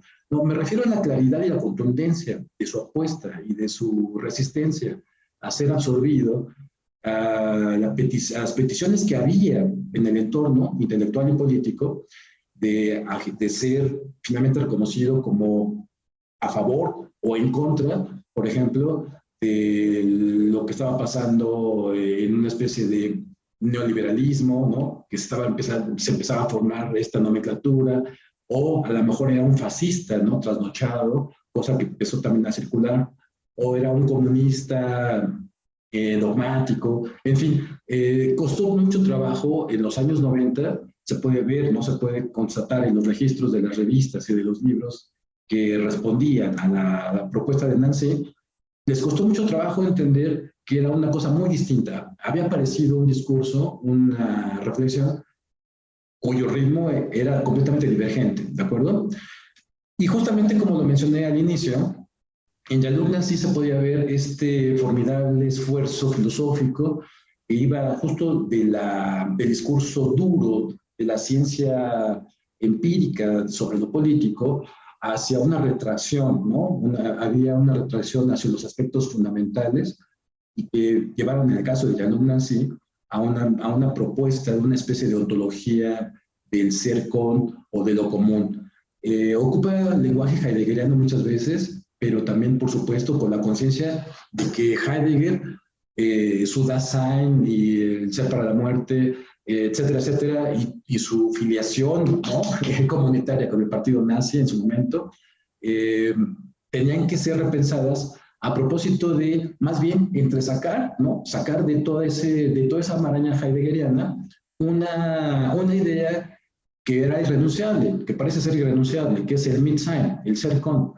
Si, en efecto, hay que hacer una reflexión fundamental, hay que hacer una retracción a los aspectos ontológicos sobre la idea de comunidad y la idea de subjetividad, pero no a título justo de como lo vimos en los siglos de la modernidad, sino reconstruyendo estas figuras, no con trabajos a título personal, sino con un trabajo colectivo. Hay que hacer una ontología digamos, ¿no? Es decir, se tendría que hacer una reflexión colectiva sobre las condiciones de la comunidad. No confiaremos más, digamos, ¿no? En los discursos que pretenden un acotamiento, ¿no? Y piensen en cualquiera, ¿no? De los grandes modernos, son discursos muy fuertes, ¿no? Hay que pensar la existencia como una existencia compartida, ¿no? Como una especie de copresencia, en donde todos nos reconocemos como finitos. Esto que decía, por ejemplo, hace ratito Hugo, sobre las fosas comunes y sobre los desaparecidos, tiene aquí en este expediente nanciano, no sé, un punto de toque y de contacto muy, muy interesante, porque una de las propuestas de Januk Nancy, digamos, una de sus reflexiones más claras, es que la reflexión sobre la muerte es una reflexión crucial para poder generar digamos, un desanudamiento de la representación dominante, digamos, pues sí, ¿no? Digamos, de esta gran política de la que yo hablaba, y empezar justo a partir de ello, comenzar con un contacto distinto, no ordenado gubernamentalmente, sino expuesto a una posibilidad siempre, ¿cómo se puede decir?, imprevista, es decir, de acontecimiento, de evento, de posibilidad cual sea, con un otro, ¿no? Y esto pasa, por ejemplo, con estas figuras de las que mencionaba Hugo, ¿no? Con los colectivos de madres que han perdido, ¿no? a un ser de su familia y que se encuentran en esta contingencia, en esta finitud, a propósito de la figura de muerte, ¿no? Pero también a propósito de la figura de la fuerza que hay, ¿no? en la colectividad, no pasada por la mediación institucional, ¿vale? Leo una cita de Januk Nancy en donde menciona lo siguiente: la ontología de lo común y de la partición. Esto de partición es un término nanciano que tiene que ver justo con lo heterogéneo del ser comunitario, ¿no? La ontología de lo común y de la partición no sería sino la ontología del ser radicalmente sustraída de cualquier ontología de la sustancia, del orden, del origen. La muerte de Dios no estará cumplida ni superada mientras no trabajemos en esto, escribe Januk Nancy. El comunismo no fue, en primer lugar, sino la existencia que nos impusimos a nosotros mismos de pensar después de Dios. Pero el comunismo, continúa Nancy, se confundió con las interpretaciones teológicas, ontoteológicas, de la muerte de Dios, de la muerte de Dios en el hombre, en la historia y en la ciencia. ¿Por qué sacó esta cita a colación? Porque me parece que es contundente que en el pensamiento político que recupera los pulsos fácticos de la comunidad, los pulsos de la experiencia comunitaria, no mediados por la representación narrativa hegemónica, colinda o abraza abiertamente una conciencia nihilista, esto es, de carencia completa de fundamento. Se tacha o se debería tachar en esta comprensión de la propuesta de Nancy estas nociones esencialistas o teológico-ontológicas, ¿no? Es decir, no habría una comunidad absoluta, ni habría un sujeto esencial nada por el estilo. Todas estas acepciones tendrán que ser desarticuladas, ¿no? Deconstruidas, desobradas. ¿Qué más? Pero con todo, es decir, a pesar de la contundencia y la claridad de la propuesta, ustedes entenderán que pervive en el lenguaje hablar justamente, por ejemplo, de democracia, hablar de poder, hablar de Estado, hablar de legislación, de derecho, ¿no? De ley, etcétera, etcétera. Y es por eso que como figuras lingüísticas, al habitar, digamos, ¿no? En la interacción comunicativa de los sujetos en una comunidad, se instaura una especie como de lucha ordinativa, es decir, contra este caos propio de la experiencia comunitaria factual, y habrá que empezar justo, si queremos tomar la provocación, ¿no? En serio, de desarticular la representación para dar pie a la experiencia, habrá que entonces caminar en torno también a una especie de deshacimiento del lenguaje. Es decir, hay un trabajo lingüístico que hacer, ¿no? Es un trabajo político. Nancy menciona que este trabajo filosófico, pensémoslo a título de trabajo metafísico, trabajo ontológico, no puede no ser político. El trabajo filosófico sigue siendo político, pero no se esperaría de él, digamos, algo así como lo que entregó Marx o lo que entregó Rousseau o Voltaire, ¿saben? O Proudhon, no sé, quien quiera. No, lo que va a pasar aquí es que este trabajo filosófico, ontológico, fundamental, sí, en efecto, se agencia como político, pero un poco como ha sido mencionado en la propuesta de Hugo y de Israel, se tendrá que hacer como de frente a una especie de discurso dominante, ¿no? Contra el cual hay que ver la capacidad de resistencia. En este caso, en el caso de la alumna, sí, tal como ve las cosas, pues como fracturando, interviniendo los términos para poder dar pie a, justamente, ¿no? Porque la experiencia está como agenciada en la representación que no le permite, digamos, una articulación distinta. El valor de resistir al ordenamiento discursivo de la comunidad y del sujeto supone, en efecto, llegar a una especie de sustrato, ¿no? Fundamental de la reflexión en torno a estos problemas que oxigenaría la posibilidad de articular de manera distinta, quizá inédita, insólita, no sé, pero por lo menos distinta, sí, toda la problemática política, ¿de acuerdo? Es decir, tendremos que saber interrumpir el orden de la representación que mantiene el lenguaje, que nos une, porque en el lenguaje además justamente pervive estas cosas que se llama mito, ¿no? Al parecer, y este es como un expediente consentido en las reflexiones de alumnas, ¿sí? Es que al parecer no hay comunidad sin mito. No importa que la comunidad sea una comunidad secularizada, ¿no? Laica, no importa. Su mito sigue siendo finalmente este asunto de presunción de no mitos, de no más mitos. Y al no haber comunidad sin mito, es decir, permítanme afinar la expresión, ¿no? ¿Cómo lo digo? Al no haber una comunidad sin pretensión discursiva de una significación última, ¿no? De cuál es el quehacer, por qué existen en el mundo y qué tienen que hacer, ¿no? Unos con los otros, ¿no? Esto lo da justamente un territorio llamado mito. Y se mantiene, les comento, lo repito una vez más, se mantiene esta perspectiva mítica en el lenguaje, ¿no? que obviamente que aglutina a los hablantes, que son finalmente los cuerpos que habitan en una comunidad. Habrá que saber entonces interrumpir estas representaciones, habrá que saber interrumpir los mitos, pensando que el mito no puede ser sino justamente discurso. Es decir, el mito es, sea cual sea, finalmente generador de una representación que puede ser escrita.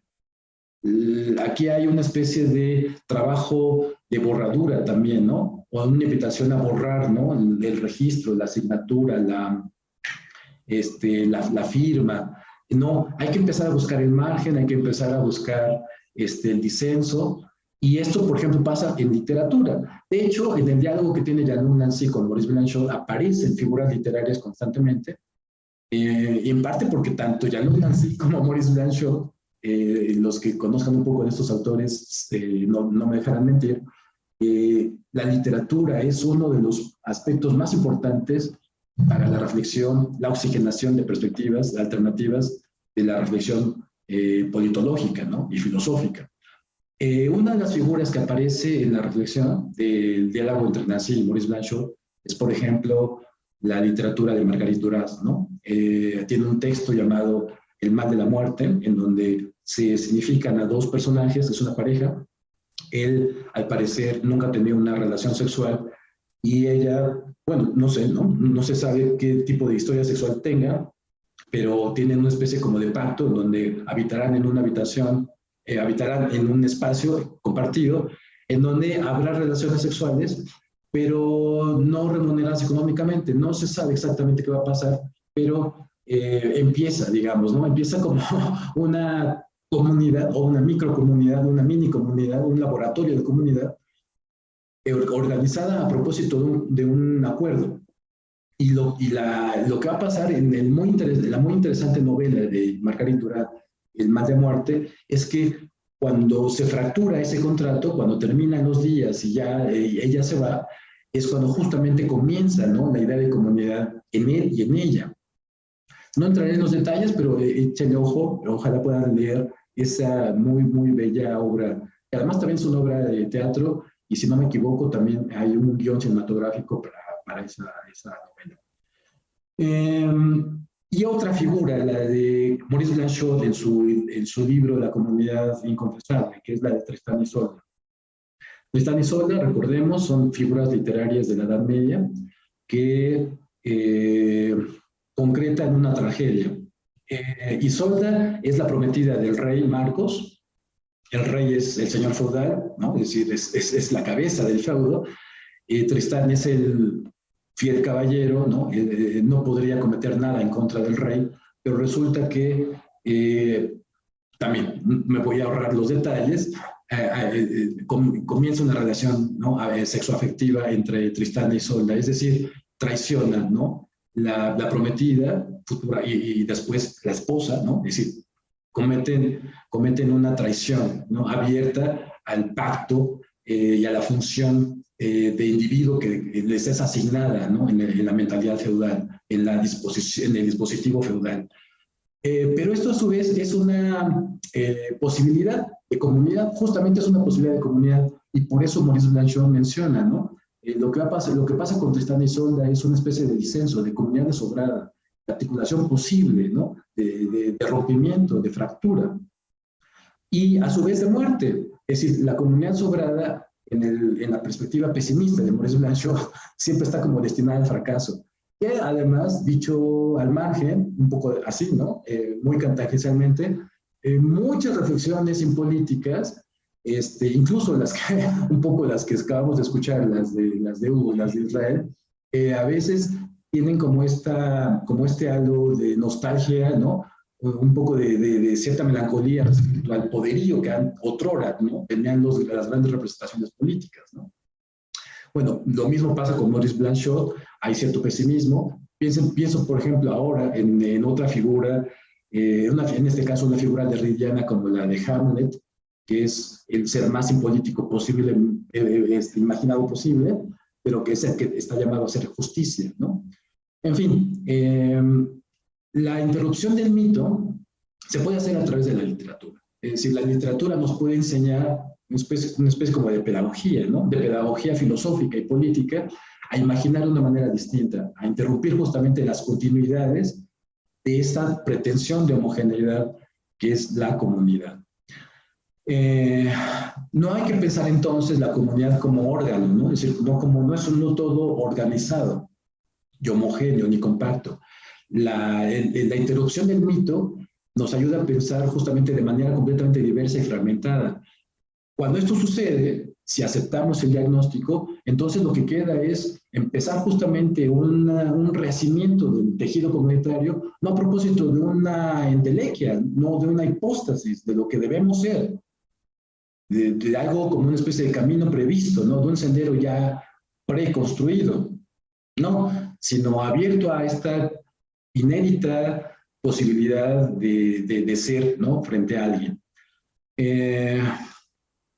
Ciertamente, no estamos en la generación que puede reconstituir, ¿no?, la idea de su propia comunidad a título, por ejemplo, de un cuerpo místico de Cristo o del comunismo científico, etcétera. Digamos, hay que saber pensar nuestras figuras de comunidad, pero a título de estas extremas contingencias, finitudes, ¿no?, que están en efecto muy distantes, ¿no? No queremos, en última instancia, una especie como de quehacer revolucionario que ya tenga en la agenda, ¿no?, prevista, ¿no?, su triunfo inequívoco. Por supuesto no es así. Voy a leer una parte de este texto que les he platicado y ya me empiezo como hacia el cierre. Tal comunidad, esta comunidad homogénea, es un mito, es una ciega desviación de todo aquello que nos sucede. Pero en realidad nada se ha perdido, no hay una comunidad rota, no hay una comunidad fracturada. Son estas figuras, ¿no?, que más bien obedecen al disenso respecto a las narrativas modernas. Pero nada se ha perdido. Y cito a Nancy, somos nosotros los que estamos perdidos. Somos nosotros los que en este reconocimiento de disenso nos perdemos. Pero justamente hay un imperativo de pérdida. Hay aquí...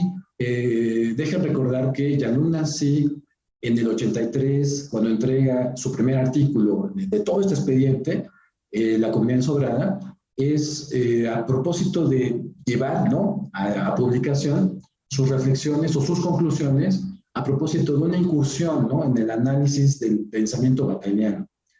Y lo menciono porque ciertamente Bataille es aquel que invita a una especie de caída de la subjetividad, a una no manutención de este orden racional en el que nos queremos, ¿no?, en el que presumimos que estamos los seres humanos. No, en Bataille hay una, pues sí, una especie como de nihilismo virulento. Estoy citando una expresión de un aceleracionista llamado Nick Land, ¿no?, pero que es importante porque si no fuese por esta capacidad de caída, permaneceríamos encerrados en un principio de identidad que estorbaría, por supuesto, frente a las otras subjetividades ocluidas en sí, ¿no?, en su propia mismidad. Contrario a esto, lo que menciona Bataille y que recupera Nancy es la figura de un clinamen, la figura de un éxtasis, la figura de algo que desobra la identidad de un sujeto y lo hace devenir otra cosa. En fin, salto, estoy viendo un poco mis notas, ya he hablado de este asunto de la interrupción del mito. ¿Y qué onda con lo inconfesable? Lo inconfesable, que es más bien una adjetivación lachotiana, tiene que ver más bien con este asunto que, por desgracia, no puedo detenerme a explicar la filosofía que hay sobre el lenguaje en Blanchot, pero que tiene que ver con las cosas que el lenguaje mata, ¿no?, de la vida. La literatura tendrá que aprender no a rematar, es decir, no a poner los valores en los significantes, sino a hacer que en la articulación de significantes, una articulación literaria o poética, pueda recordarnos justamente, ¿no?, el registro que hay de la experiencia. Entonces, la función de la literatura es una función ontológica y, dejen sumarlo acá también, una función política. Hay que resignificar lo real. Y cuando lo real es justamente la experiencia comunitaria, pues justamente tendrá que la literatura, la capacidad de imaginar los significantes en una articulación completamente distinta, es una rearticulación de nuestra capacidad mitante, esto es, de generar nuevos mitos, ¿no? Hay un pensador llamado Robert Antel, que fue pareja de Marguerite Duras y que estuvo en un campo de concentración porque perteneció a la resistencia francesa y fue cachado, ¿no?, por la Gestapo y fue finalmente conducido a un campo de concentración en donde casi muere. Él termina termina la Segunda Guerra Mundial, hay una recuperación, ¿no?, de los cuerpos que todavía estaban vivos en los campos de concentración, entre ellos el de Robert Antel, y Robert Antel menciona estas cosas son, es un ejemplo que pone Jean-Luc Nancy porque es un ejemplo muy, muy fuerte, muy, muy claro respecto a lo que quiere decir, contra el mito nazi que indistingue los cuerpos, porque en este nihilismo nazi En efecto, un cuerpo es igual que otro, no importa, valen lo mismo, es decir, nada. En cambio, digamos, frente a esta indistinción de los cuerpos que hacen las veces uno del otro, es decir, cualquiera es igual que uno, Robert Antel opone su propia singularidad. Es decir, no, a los nazis hay que enseñar justamente a que los mitos no han caído, justamente que la indistinción es justamente un nuevo mito. Hay que enseñar lo que existe, hay que mostrar lo que existe, y lo que existe justamente es esta fractura del singular, ¿no? De un singular desgarrado como el propio Robert Antel, ¿no? Y bueno, lo propio se hace no nada más con el caso del espectro nazi, también se hace con el espectro comunista y se hace con el espectro del individualismo burgués. Aquí, los que me estén escuchando, deberán seguir, ¿no? Deberán anotar que no se puede obligar a la perspectiva nanciana. Yo diría que en política en general no se puede obligar a generar un nuevo modelo, ¿no? O una alternativa muy puntual, ¿no? Ok, no es esto, pero entonces no es el socialismo, no es el nazismo, no son los totalitarismos, no es tal cosa. ¿Cuál es, no? No hay un deber ser de proponer un modelo político que reorganice, ¿no? Con un nuevo fundamento las representaciones, ¿no? De la vida política. En fin, yo diría que, bueno, es que me faltan como bastantes cosas. Remato ya con lo último, que es el asunto de la singularidad. Lo que hay es finalmente un encuentro de particulares que son ciertamente eso, entidades, son cuerpos, son entidades vivientes que tienen una historia geográfica completamente suya, ¿no? Que en efecto pueden compartir, no sé, ¿no? Cuestiones vecinales, cuestiones lingüísticas, cuestiones religiosas, etcétera, etcétera, pero que en última instancia tienen una sede singular, ¿no? No pueden ser reducidos a una materia en abstracto, dicho así, ¿no? Una materia jurídica o una materia lingüística, una materia étnica.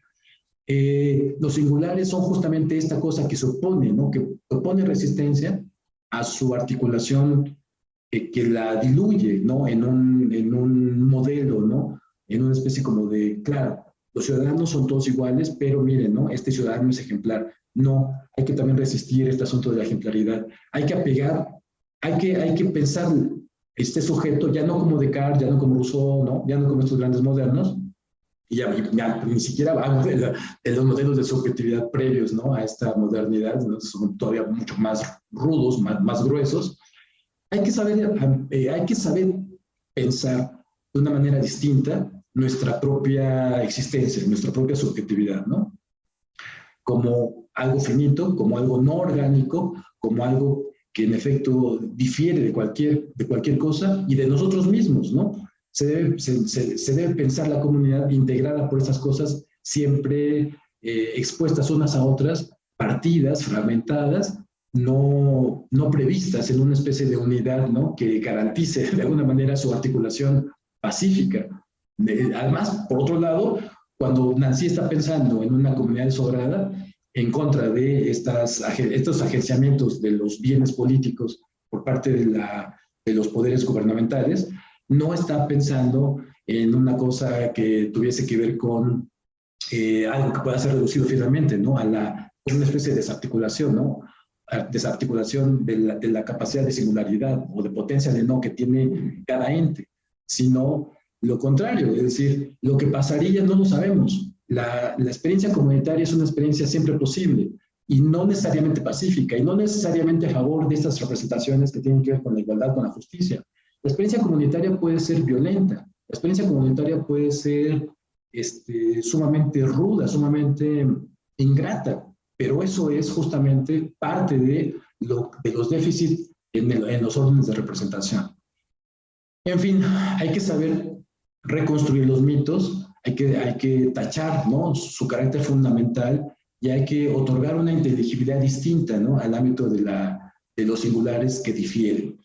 Y pues yo diría que hasta ahí podría dejar mi intervención y dar pie ahora a las preguntas, a los comentarios que puede haber aquí en el chat. Dejen ver aquí algunas cosas que están escritas. Bueno, por ejemplo, Israel escribe, ¿qué tiene que ver con la intención de restituir precisamente bueno, que tiene que ver, me imagino que hay un contexto ahí que yo ya perdí, dice que tiene que ver con la intención de restituir precisamente la convicción de que se debe regresar o ir al encuentro de una comunidad perdida, donde las jerarquías se derrumban o se reequilibran. Esto es lo que da origen al populismo, por ejemplo, en el caso ruso, con el fenómeno de los Dorniki, y luego con el nacimiento de los People's Party en Estados Unidos. A ver, Israel, un poco contextualízanos. Sí, no, lo que pasa es que preguntaron, Ángela Valdés, eh, preguntó precisamente previo a lo que leíste, Edgar, ¿no? Si hay, digamos, dice, cree que sea tan peligroso que pueda provocar el populismo, ¿no? Que pueda provocar cosas tan fuertes como lo que causó en el siglo XVIII o en la actualidad. En esa época se le llamó a la libertad, ahora ¿qué sería? Porque dice previamente Ángela, existen algunos filósofos que el populismo, dicen que el populismo nació como resultado de la Revolución Francesa, de ahí los jacobinos, y yo justo le respondía, ¿no? Que probablemente si ahí se blandía la bandera de la libertad, probablemente hoy, con el fenómeno de los populismos y con esta suerte como de convicción de colmar, ¿no? Este vacío irrepresentable que supone la configuración de la comunidad democrática hoy, probablemente sea la cuestión de la igualdad la que esté en el centro, ¿no? Precisamente del fenómeno global del populismo, ¿no? Y quizá lo único que agregaría es que probablemente en vez de pensar, como lo estabas ahora tú planteando, Edgar, de una democracia descomunal, tengamos en el caso particular de los populismos y de ciertos tipos de populismos, hablar de más bien de una comunidad desmesurada, ¿no?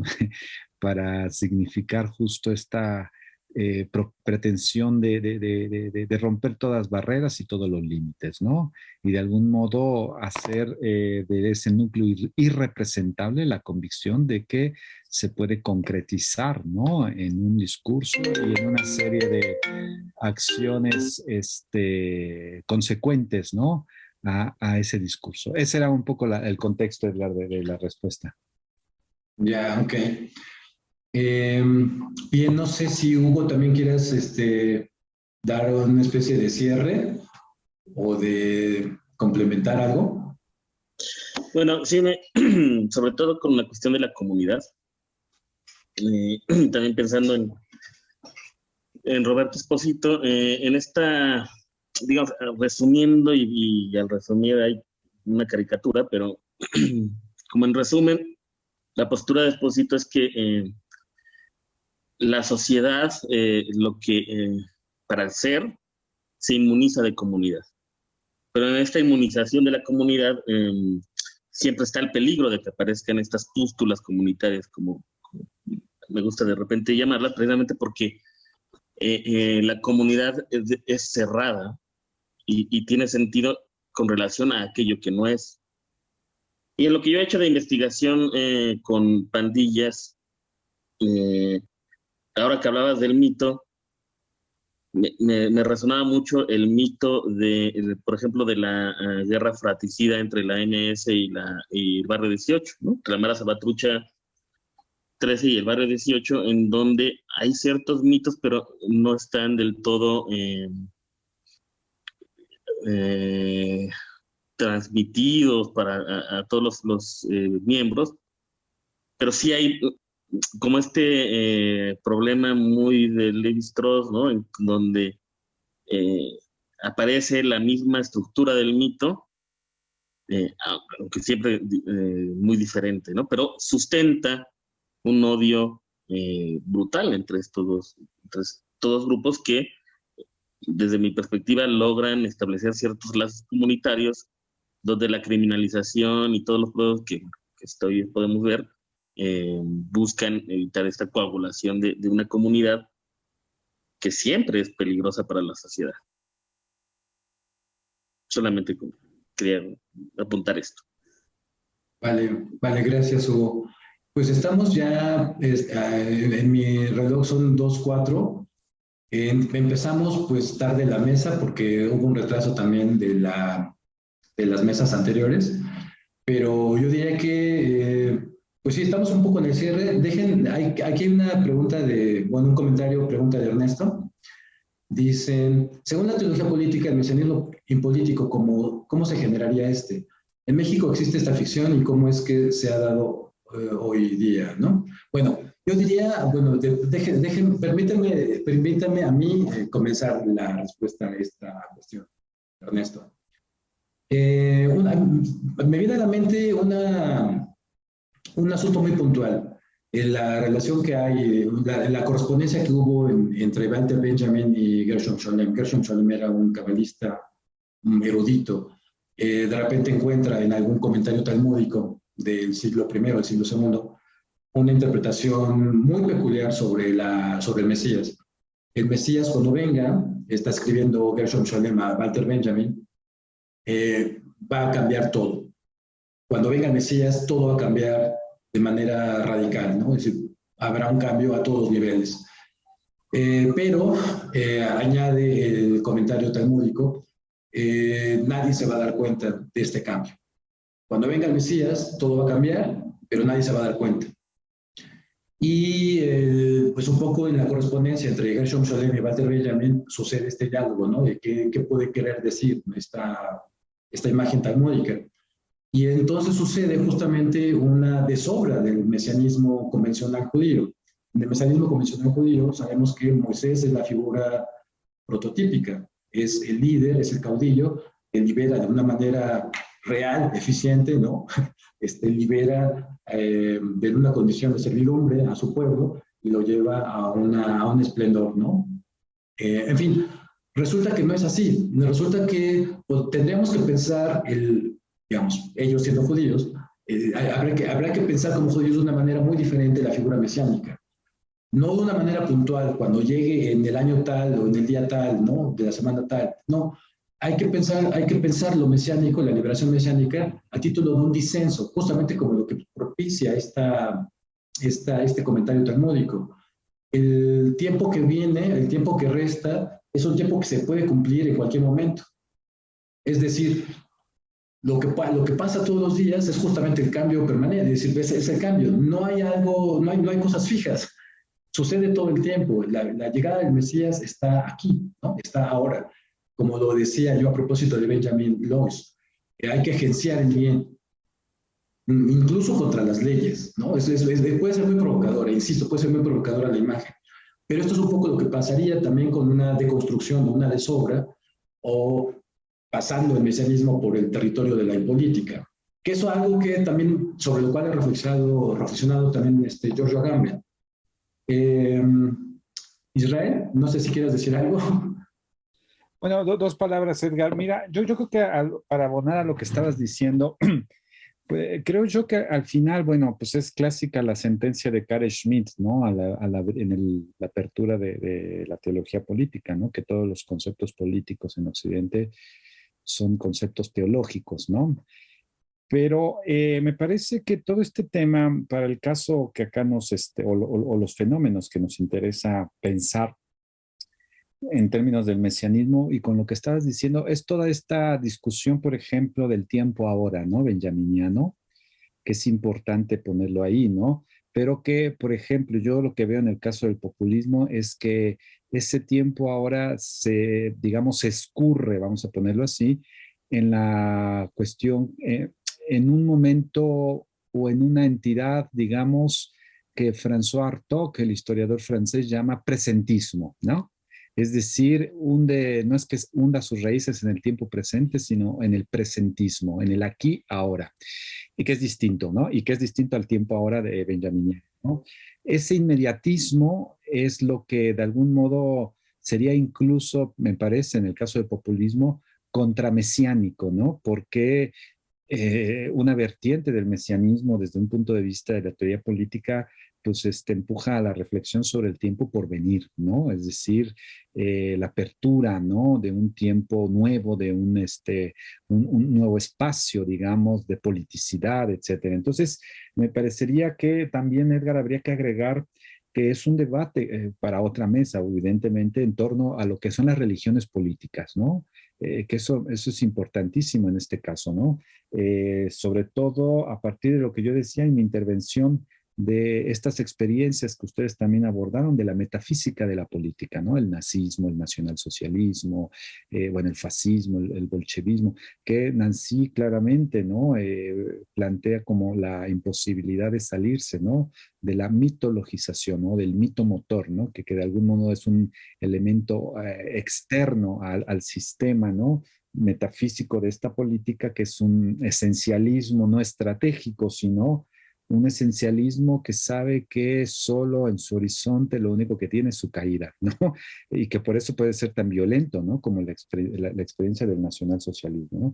Yo creo que ahí habría como todavía mucho por decir, pero yo sí quisiera pensar eso, ¿no? De que el populismo quizá, más que hablar de mesianismo en sentido clásico, moderno, yo creo que a lo mejor habría que preguntarnos si no estamos más bien en una modalidad de pretensión de concretizar una suerte más bien, repito, de contramesianismo, ¿no? Y va contrario, justo en una dirección contraria a sus propios propósitos, que eso a mí me parece interesante para pensar. Pero quizá los efectos ya en un campo sociológico, los efectos históricos, pueden ser en gran medida desastrosos, ¿no? Por la promesa que está ahí anidada, ¿no? Y por, en última instancia, también la no poder llevar a cumplimiento esa promesa. Bien, pues sí, de hecho me hace también pensar esta reflexión de Israel, eh, el orden de esperanza, ¿no? En el mesianismo parece que se articula, es necesario para que el mesianismo fluya, ¿no? Y se articule bien con una comunidad que sea refulgente, un orden lumínico, ¿no? De la esperanza. Pero lo que va a pasar con los pensadores en políticos es que justo tienen un tono bastante pesimista, ¿no? Bastante oscuro al respecto, y más bien hay esperanza para aquellos que han perdido la esperanza, es decir, se tiene que reconstruir también, ¿no? Y me parece que esto es en un orden. En otro orden, cuando menciona Ernesto el caso de México, tal vez lo que hay detrás de la pregunta es esta figura de Enrique Krause, ¿no? Cuando él hablaba del Mesías tropical y demás. Pero yo creo que sí es un expediente distinto, pero podríamos relacionarlo, pero yo lo dejaría de lado, porque me parece que tiene otra lógica. Bueno, pues no sé, si no hay otra pregunta, si no hay más intervenciones, pues ya nada más le pediría a Hugo y a Israel que hicieran la última reflexión y cerramos la mesa. Gracias, Edgar. Gracias, Israel. Gracias a los organizadores por esta invitación para compartir. Yo solamente diría que quizá lo más impolítico sería romper con el tiempo progresivo, con el tiempo de esta espera por el Mesías y convertirnos todos en ateos. Está bien. Ok, bueno, eso es justamente acompañar milísticamente la vida. Israel.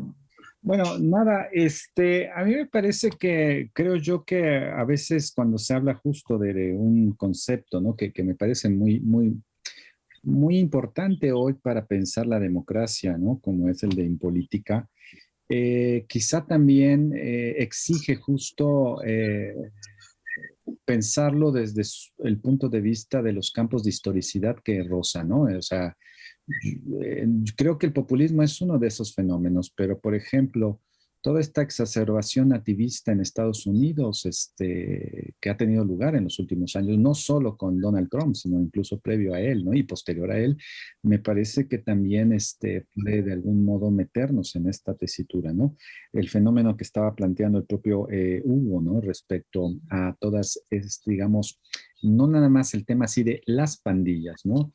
Sino la heterogénesis, ¿no? Que le dio vida a las pandillas, ¿no? Pero también la manera de cómo recorren, ¿no? Cómo construyen nuevas topografías dentro de los campos convencionales de la política, me parece que aún está por definirse, ¿no? Desde un punto de vista impolítico, ¿no? Entonces, yo creo que sí, yo creo que al final ahí es un debate que, bueno, pues Nancy me parece que lo termina intuyendo porque, bueno, pues él falleció no hace mucho, entonces es algo que nos deja como tarea pendiente, ¿no? Y me parece, por otro lado, finalmente, que un autor como Agamben, siguiéndole la pista a sus últimos textos, creo que no tiene mucho interés, ¿no? En profundizar o polemizar al respecto. Probablemente el caso de Roberto Espósito sea distinto porque él me parece que todavía está trabajando, ¿no? De algún modo, y curiosamente se está acercando mucho al campo más bien de lo político también, ¿no?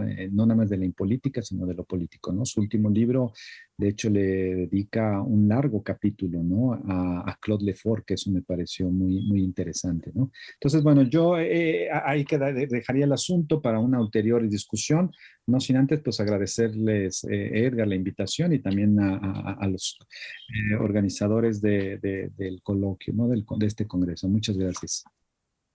Muchas gracias, Israel.